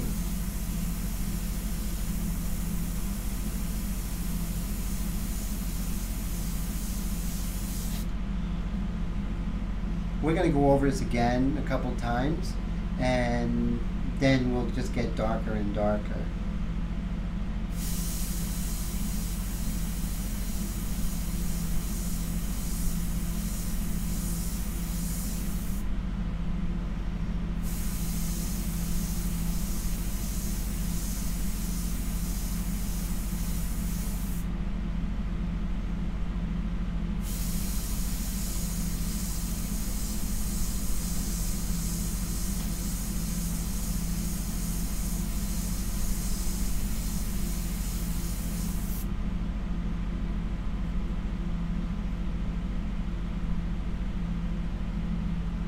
Definitely. That's cool. I'm glad you asked, Bradley. Every Wednesday, God willing, at 9:30 Eastern Time, like clockwork. And, you know, I don't go ahead too often. Sometimes I'll go ahead, but I like to work on a project week after week with you guys. So you guys could definitely, you know, see the progress. And I'm going to put this. It's going to be on my YouTube channel, so if you haven't already, Bradley, subscribe. Also, it'll be on my blog, so you can see all my past live streams on my blog, my website. And I'm going to go ahead and I'll send you all that information as well as that ratio chart.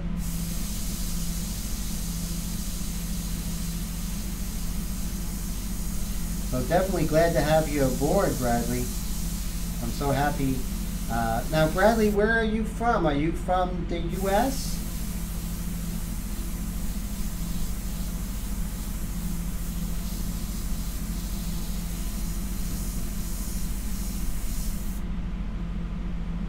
And we'll darken this hair here. Remember, just a series of dagger strokes, short dagger strokes connecting.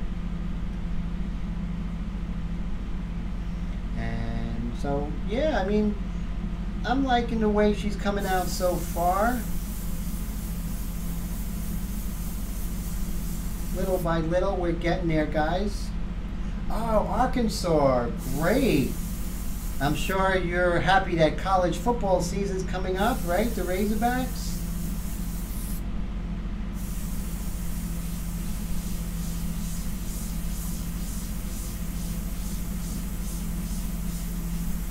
They have a great team.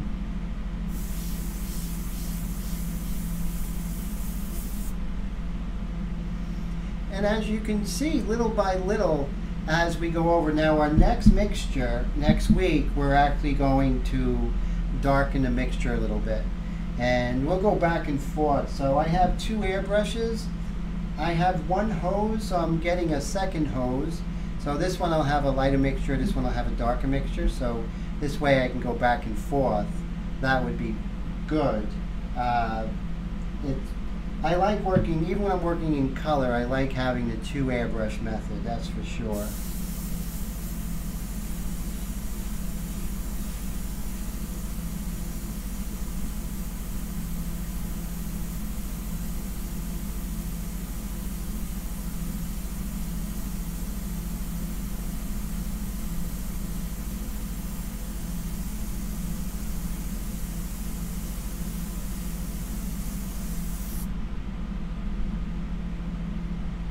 So who knows, guys, maybe we'll get Aubrey Plaza or we do a celebrity one week. Wouldn't that be great if they actually showed up, huh? That would be wild. And they liked it. Yeah, I would hate to them show up and say, that doesn't look like me. That would be sad.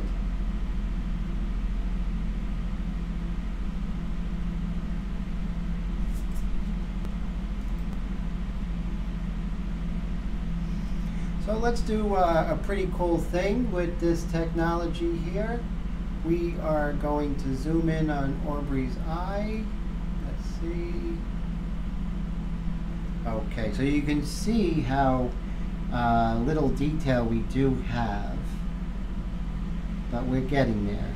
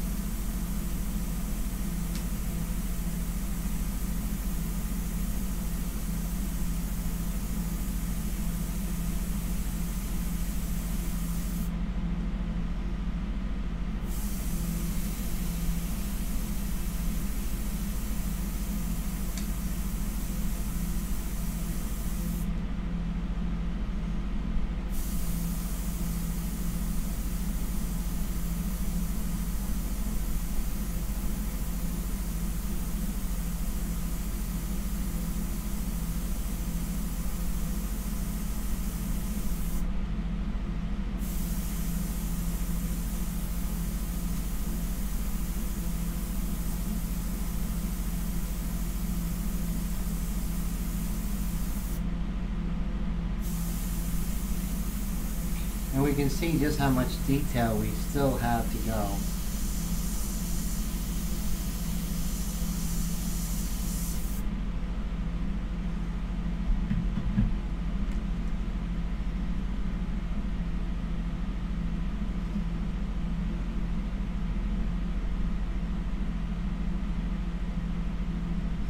But we do have room to do some really nice detail, which is great.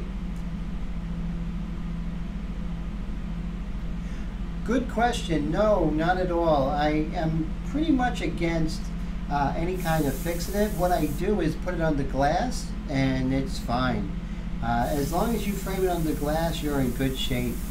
And this is all light fast, so you don't have to worry about it fading. So it's great. Yeah, ink will last forever. At least my ink paintings that I've done as underpaintings, and I never got around to painting them, they look just as good today as the day I did them, and that was quite a while ago.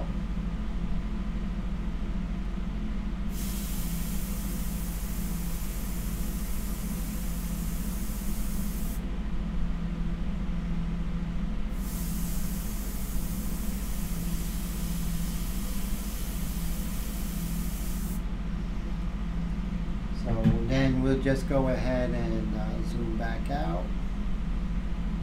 There we go. Willie, always a pleasure. So great to see you, and I hope to see you next week. And email me during the week if you have any questions. I'm always happy to help. Willie, thank you.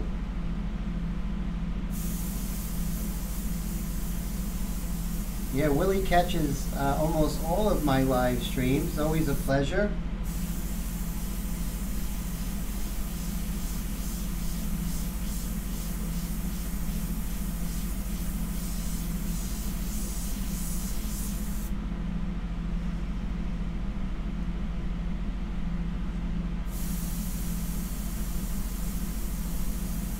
And just certain areas you can see that we can definitely go darker.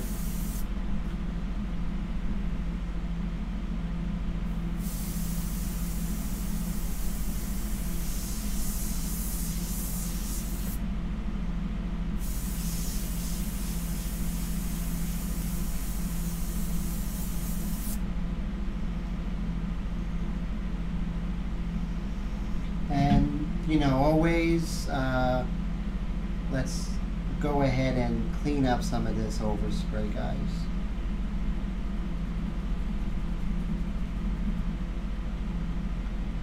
And if we keep doing it as we go, then it doesn't really get a chance to take hold and grow, so that's good.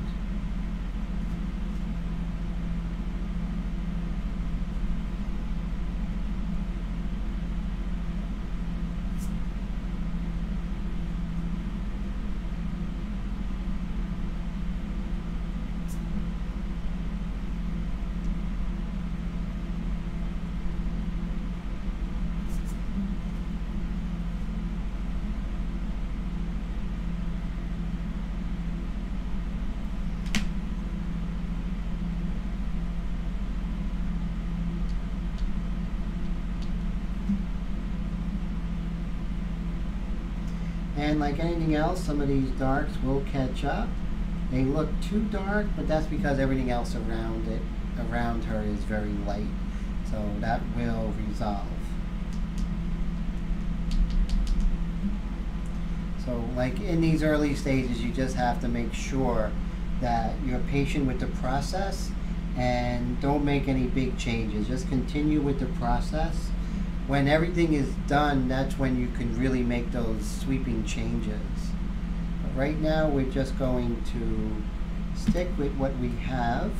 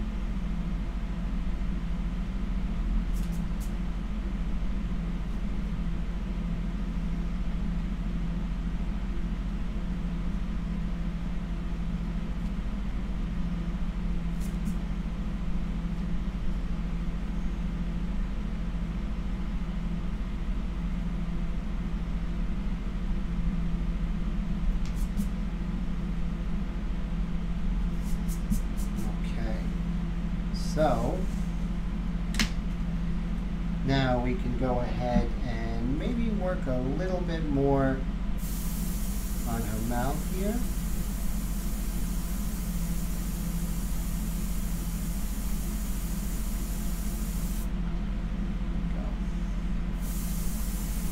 The corners of the lips are always very subtle.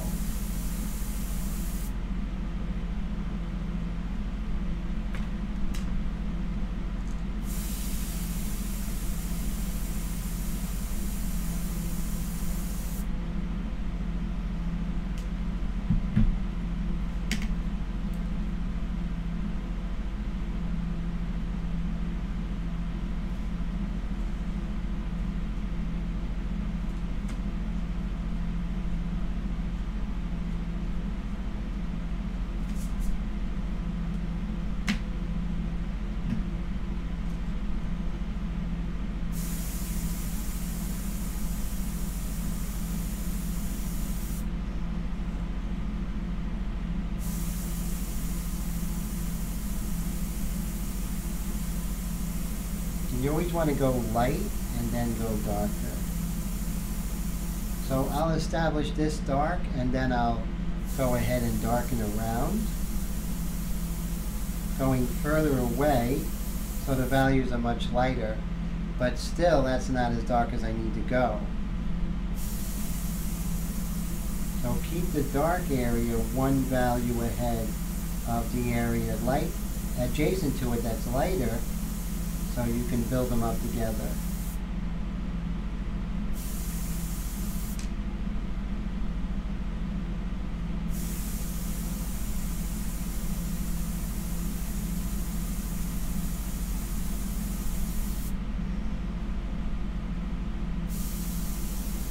And then you realize that what we thought was white over here is really dark.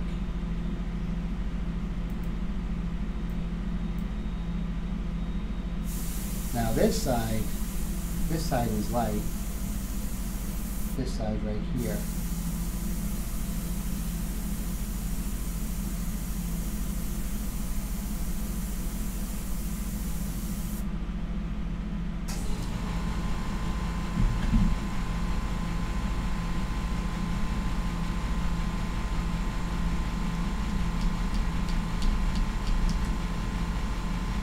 And as you can see, we have a lot of room with this ink to lighten things up. It feels like pencil, actually, and I think that's great. That's a good question. What I'm going to do, I'm not sure exactly how this is going to, this particular application. So I'm going to have a test paper. And what I'm going to do is I'm going to put values similar to this, and I'm going to test the white and see if there's overshift before I try it on the paper, Wendy. And so, you know, you definitely want to do a test and then see if you can resolve it that way. Oh, great! That's fantastic. So they're very lucky to have you as a teacher there, Bradley. So have a great night, and it's been great talking to you. I'm looking forward to your email, and thanks for being part of the live stream. It was really cool having you. You had some great questions. Great addition to our live stream. Thank you so much.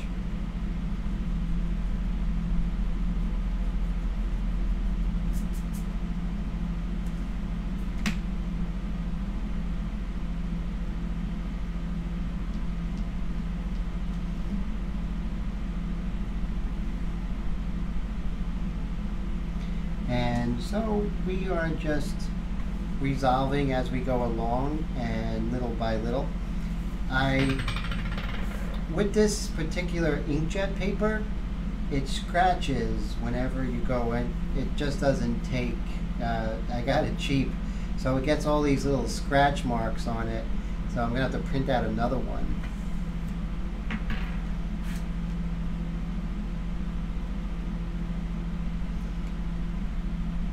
What's really cool about this technique is that it looks like nothing's happening, and then all of a sudden it all comes together, Wendy, which is really cool.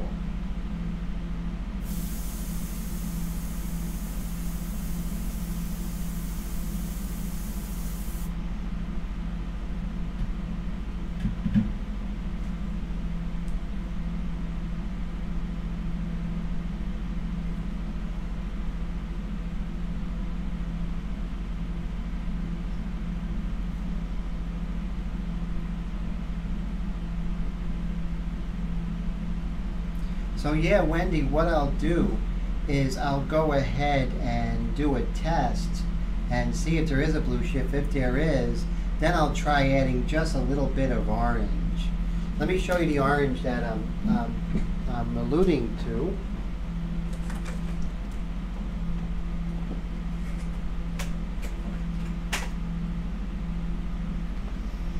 There's two oranges. We have this one, which is straight orange. It's a little light and a little on the yellow side. And then this is a little more on the red side. This is called tangerine. So play with these two and see which works great with any blue shift that's happening with this paper. So yeah, so definitely going to do a test. We're going to apply it. We don't want to put it on there and be like, oh my God, like what happened to me on Friday with that nude I did. Wow. That was not good. That was not good at all. So you have the other set, right? Okay, so you have the set with the black and white. This one comes with sepia, terracotta, and some really cool colors. So definitely get that set as well. I really love those colors. The reason why I got that set is because I already have black and white. So I really didn't need to get that set. Plus this one has better primaries, I think. But the best set is to have both of them, right? So if you can get the second set, definitely.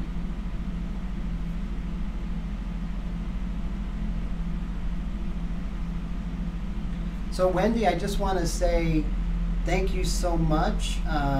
You know, the Patreon. So Wendy actually supports me on Patreon. She gives a donation each month.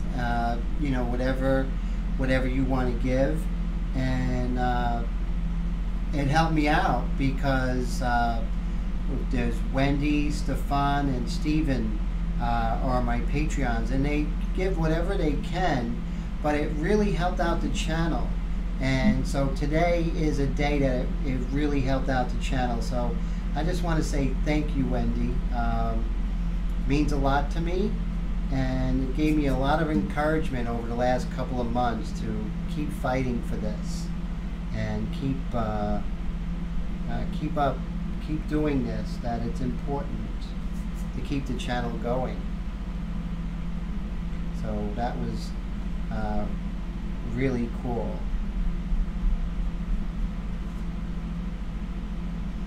And so now that I'm thinking doing some videos, some full-length videos just for my Patreon people. So that's something to look into if someone has it. You know, it's just, I know one person just gives, you know, you can give as little as $1 a month. That adds up. And more importantly than that is just the encouragement that I get from that, which is really wild and really wonderful. We all need encouragement, right? Definitely. And, you know, I need encouragement.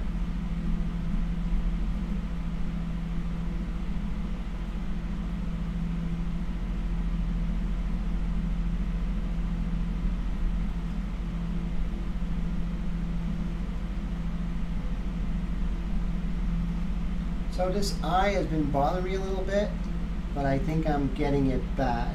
I think when I sprayed, I missed something, but I'm not going to obsess. We're going to work on that, but little by little we'll get that back.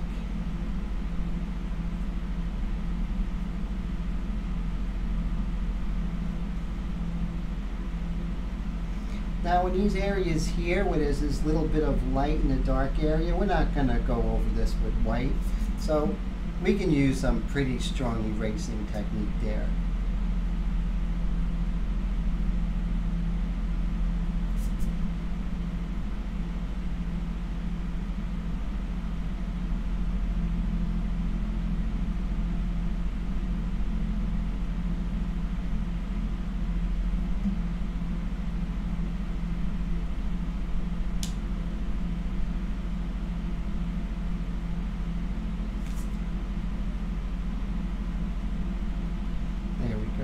You know what's interesting? She does have a little bit of a Natalie Wood thing happening.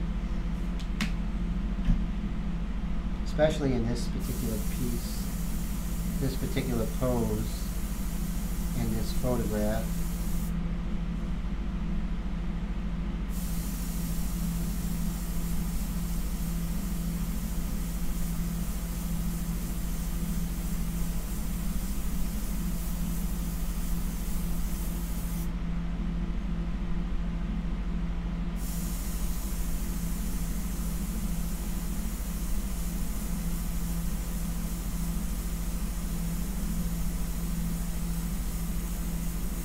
Now if I want to go lighter and lighter, I just go further and further away. So I can start dark, and as I want lighter, I just pull up.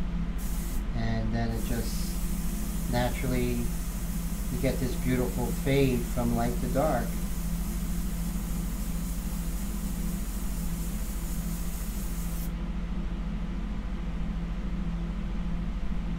You know, you're right. She definitely could be.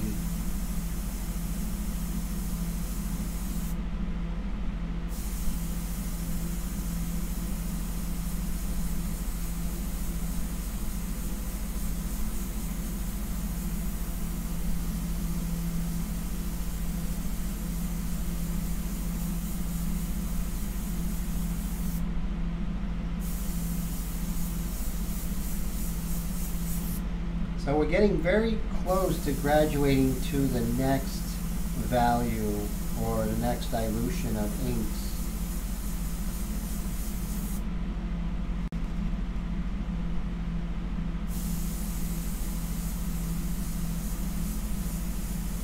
So on your painting, Wendy, you said that they come out very light.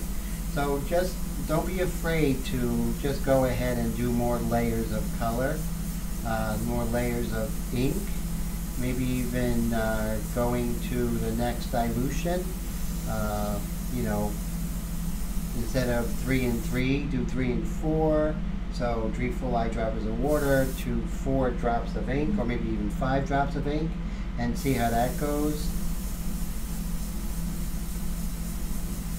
I want you to play around with different distances and how that actually works, different air pressures. Well, one air pressure, but using the MAC valve to try different air pressures. See what that does. And play around when you're painting. Try to paint using fades and also using the dagger strokes.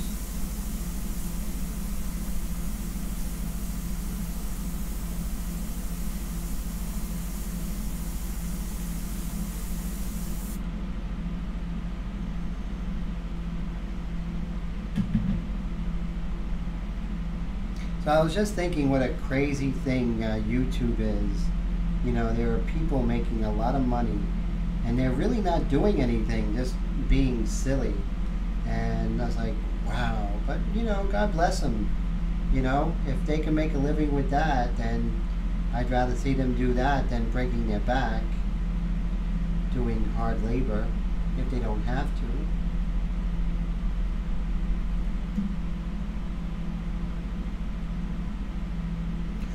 Great. So a notebook, that's fantastic.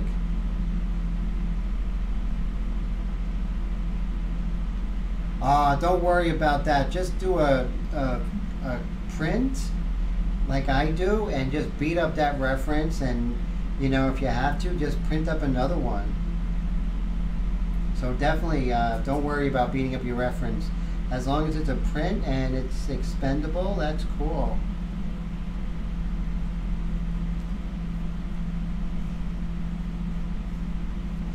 See, that's good. That's the route you have to go, Wendy, definitely. And it's see the value difference, as you can see from her lip to the little light that's above her lip, is really too much. So I'm going to calm that down. Now we're just doing value relationships. Everything's much darker. John, how you doing? Thanks so much for that compliment, John. Yeah, little by little, we're working on these darks, and we'll get there. We're not in any rush, right? And we're just sticking with the program, just working with our dilutions until we get to that dark color, to that black. It's going to take a while before we get there. And when we get there and we put in the white, it's going to explode. It's going to be really good. But we just have to be patient. But thanks for that compliment, John. That really is great. Good to see you again. How you been? Okay?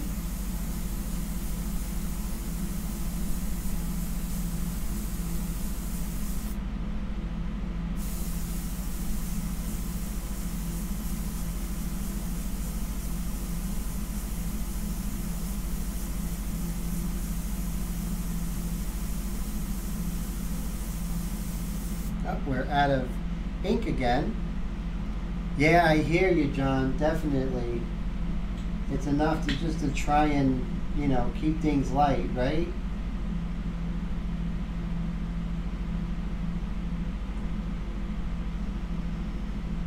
And of course, you know, I only fill it up halfway. Those of you who do the side feeds know that it could spill very easily. So that's why I use an eyedropper to put that in there.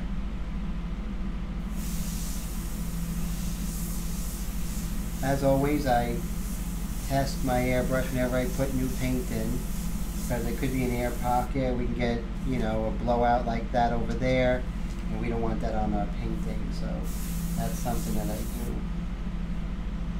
Alright, so we're just going to finish up for tonight. I was supposed to only do an hour, but you know what? I have so much fun hanging out. You know, I'm painting anyway, so I might as well paint and talk to you really cool people.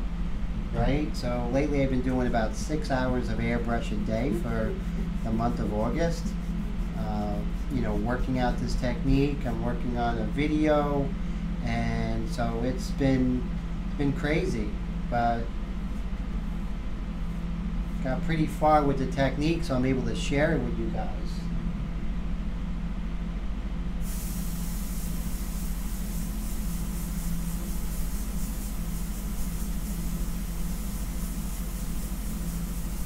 So when I'm doing something really like wispy, I'm far away.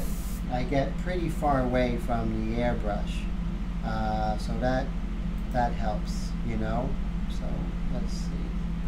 This one, so this particular, let's see here. Let's go in this direction. Let me see if I can get that different view for you guys of Aubrey here. There we go. What I'll do is I'll change the contrast.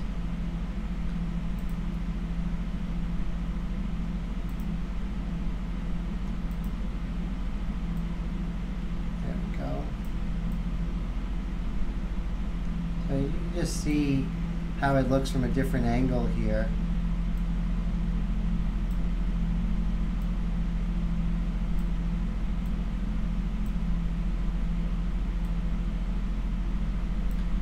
So yeah, you know, little by little we're making things darker, and it happens slowly, you know. It's not going to happen quickly.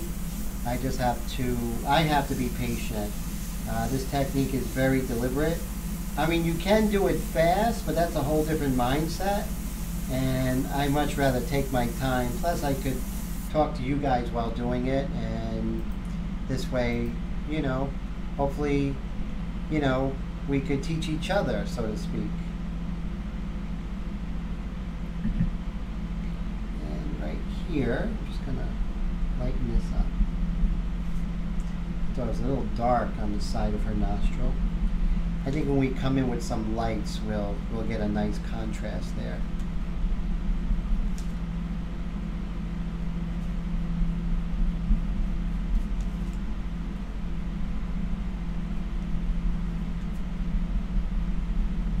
So John, if you haven't already, shoot me a quick email, and I'll send you this this really cool ratio chart that I actually invented of ratio of ink to water to get all these values from light to dark. So if you get a chance, do that. I'd be more than happy to send that out to you.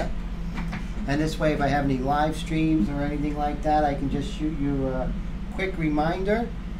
Sometimes I do some live streams on Twitch, and it just, thanks Wendy, I appreciate that.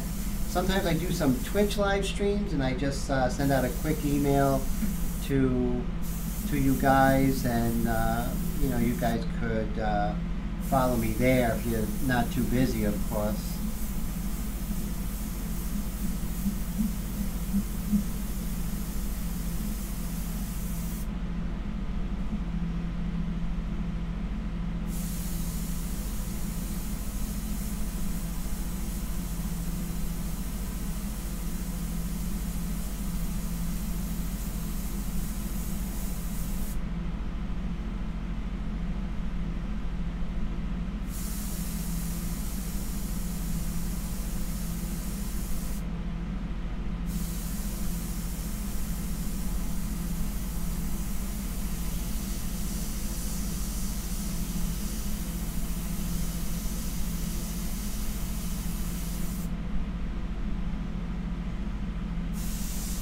These tight details, it is just, now you get a very small, oh, you're welcome, John. If you get a very small amount of tip dry, now you get a lot less tip dry than if you're working with, let's say, acrylic, Createx, or what have you. You're gonna have a lot more tip dry, but you do get some here, and just a little bit of tip dry will actually, even on your micron, make things a little weird. So when you're doing tight detail, you want to check that out first. And you see, when the brush is working perfectly, you can do some really beautiful, beautiful detail.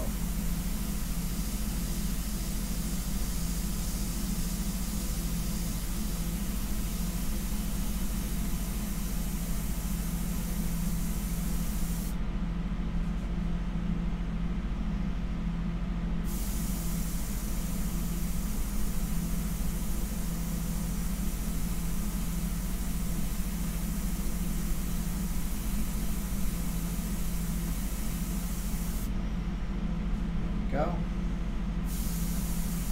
And I'm not trying to, you know, get it right the first time, but make a pass at it and then come back later.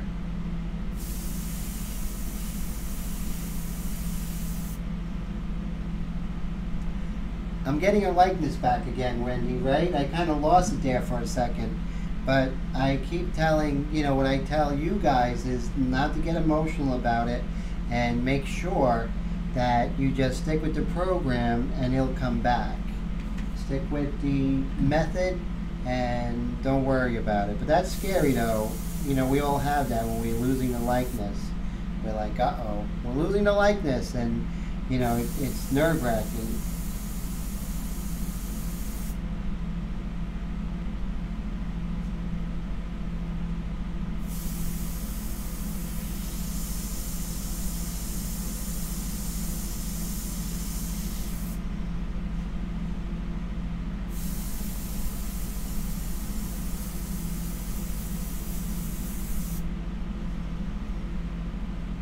Now, the thing is, we're going to have some disadvantages from working, and that's just natural, some disadvantages from working with acrylic. You know, acrylic, you can get some really wonderful opaque grays, and that looks fantastic. So that's something that we're going to be combating, but we're going to be doing that in the later stages when we get to white. And that's why we're being so stingy with any kind of paint hitting these light areas, because those are going to be areas that are going to get hit by the white India ink. And that's what I did here. As you can see, we went ahead with white India ink here, and this is the Bombay. So we're working towards that, and that's why we're being so gradual. because we're going to get here, and when we get here with these lights in conjunction with coming in with some really strong darks, then all these midtones are really going to come together. Right now it's sort of the body of the story, and we're waiting for, you know, the conflict and resolution. So this is the, you know, sort of all the in-between parts, but it's very necessary. What I did here, guys, which is something interesting, I used just a little bit of color. You can't really see it, but I put a really tiny bit of a rose madder color in my airbrush with India ink, and I just dusted it. And you can see there's just a little bit of color in there. And that's something that I'm doing. A little bit of red here. Now, I could have went in different colors, but I just wanted to do one color. And I think in film it's called selective saturation, or selective color, where only red will show up and all the other colors won't. And I just wanted to have a little smallest bit, thanks Wendy, appreciate it, just the smallest tiny bit of saturation. If I just raise the shutter speed up a little bit, you might be able to see some of the little bit of color, just a little bit. And that's something I'm experimenting with. And maybe in the future, you know, I'll use one color and it'll just be the eye color and just a dusting of that color. Or maybe the blue, I'll just do blue somewhere, and wherever there's blue, it'll just show up. But those are some of the things that, you know, doing video I'm learning, and I think will help out in this technique. So guys, it's 11:48. I had so much fun hanging out with you guys. I did like over 2 hours of live stream, so I hope it was beneficial to you guys and you got a little something out of it. I got a lot out of it. I got to hang out with you guys and spend my Wednesday night the best way. I just want to say thank you so much for chilling with me. And so let me get this light out of there. Okay. So I had a pretty long day, just taking it easy. I'm bird sitting. There's a bird over there. So I'm bird sitting for 2 weeks. That's going to be interesting. Since I have a cat in the other room, so I got to keep them separate. But tomorrow's Thursday, so keep in touch. paintingglyphs@gmail.com if you have any questions doing this. I'm going to keep in contact with you guys about the video that I'm doing. It's a 3 to 5 hour video, and that's going to be really beneficial. The price is going to be so low, crazy low, but it's going to be fantastic as far as learning, even better than these live streams, because it's going to be from the beginning to the end, and you'll be able to go ahead and work along and, you know, make it your project. And I'm going to do some in drawing, in pastel, a lot more in airbrush, colored airbrush, not just you know, the ink paintings, but it's going to be wild. And so definitely keep in contact with me. So John, thank you so much. I hope you have a great night. Wendy, anyone else is still out there, have a great night. Thanks guys for hanging out with me. Bye bye guys.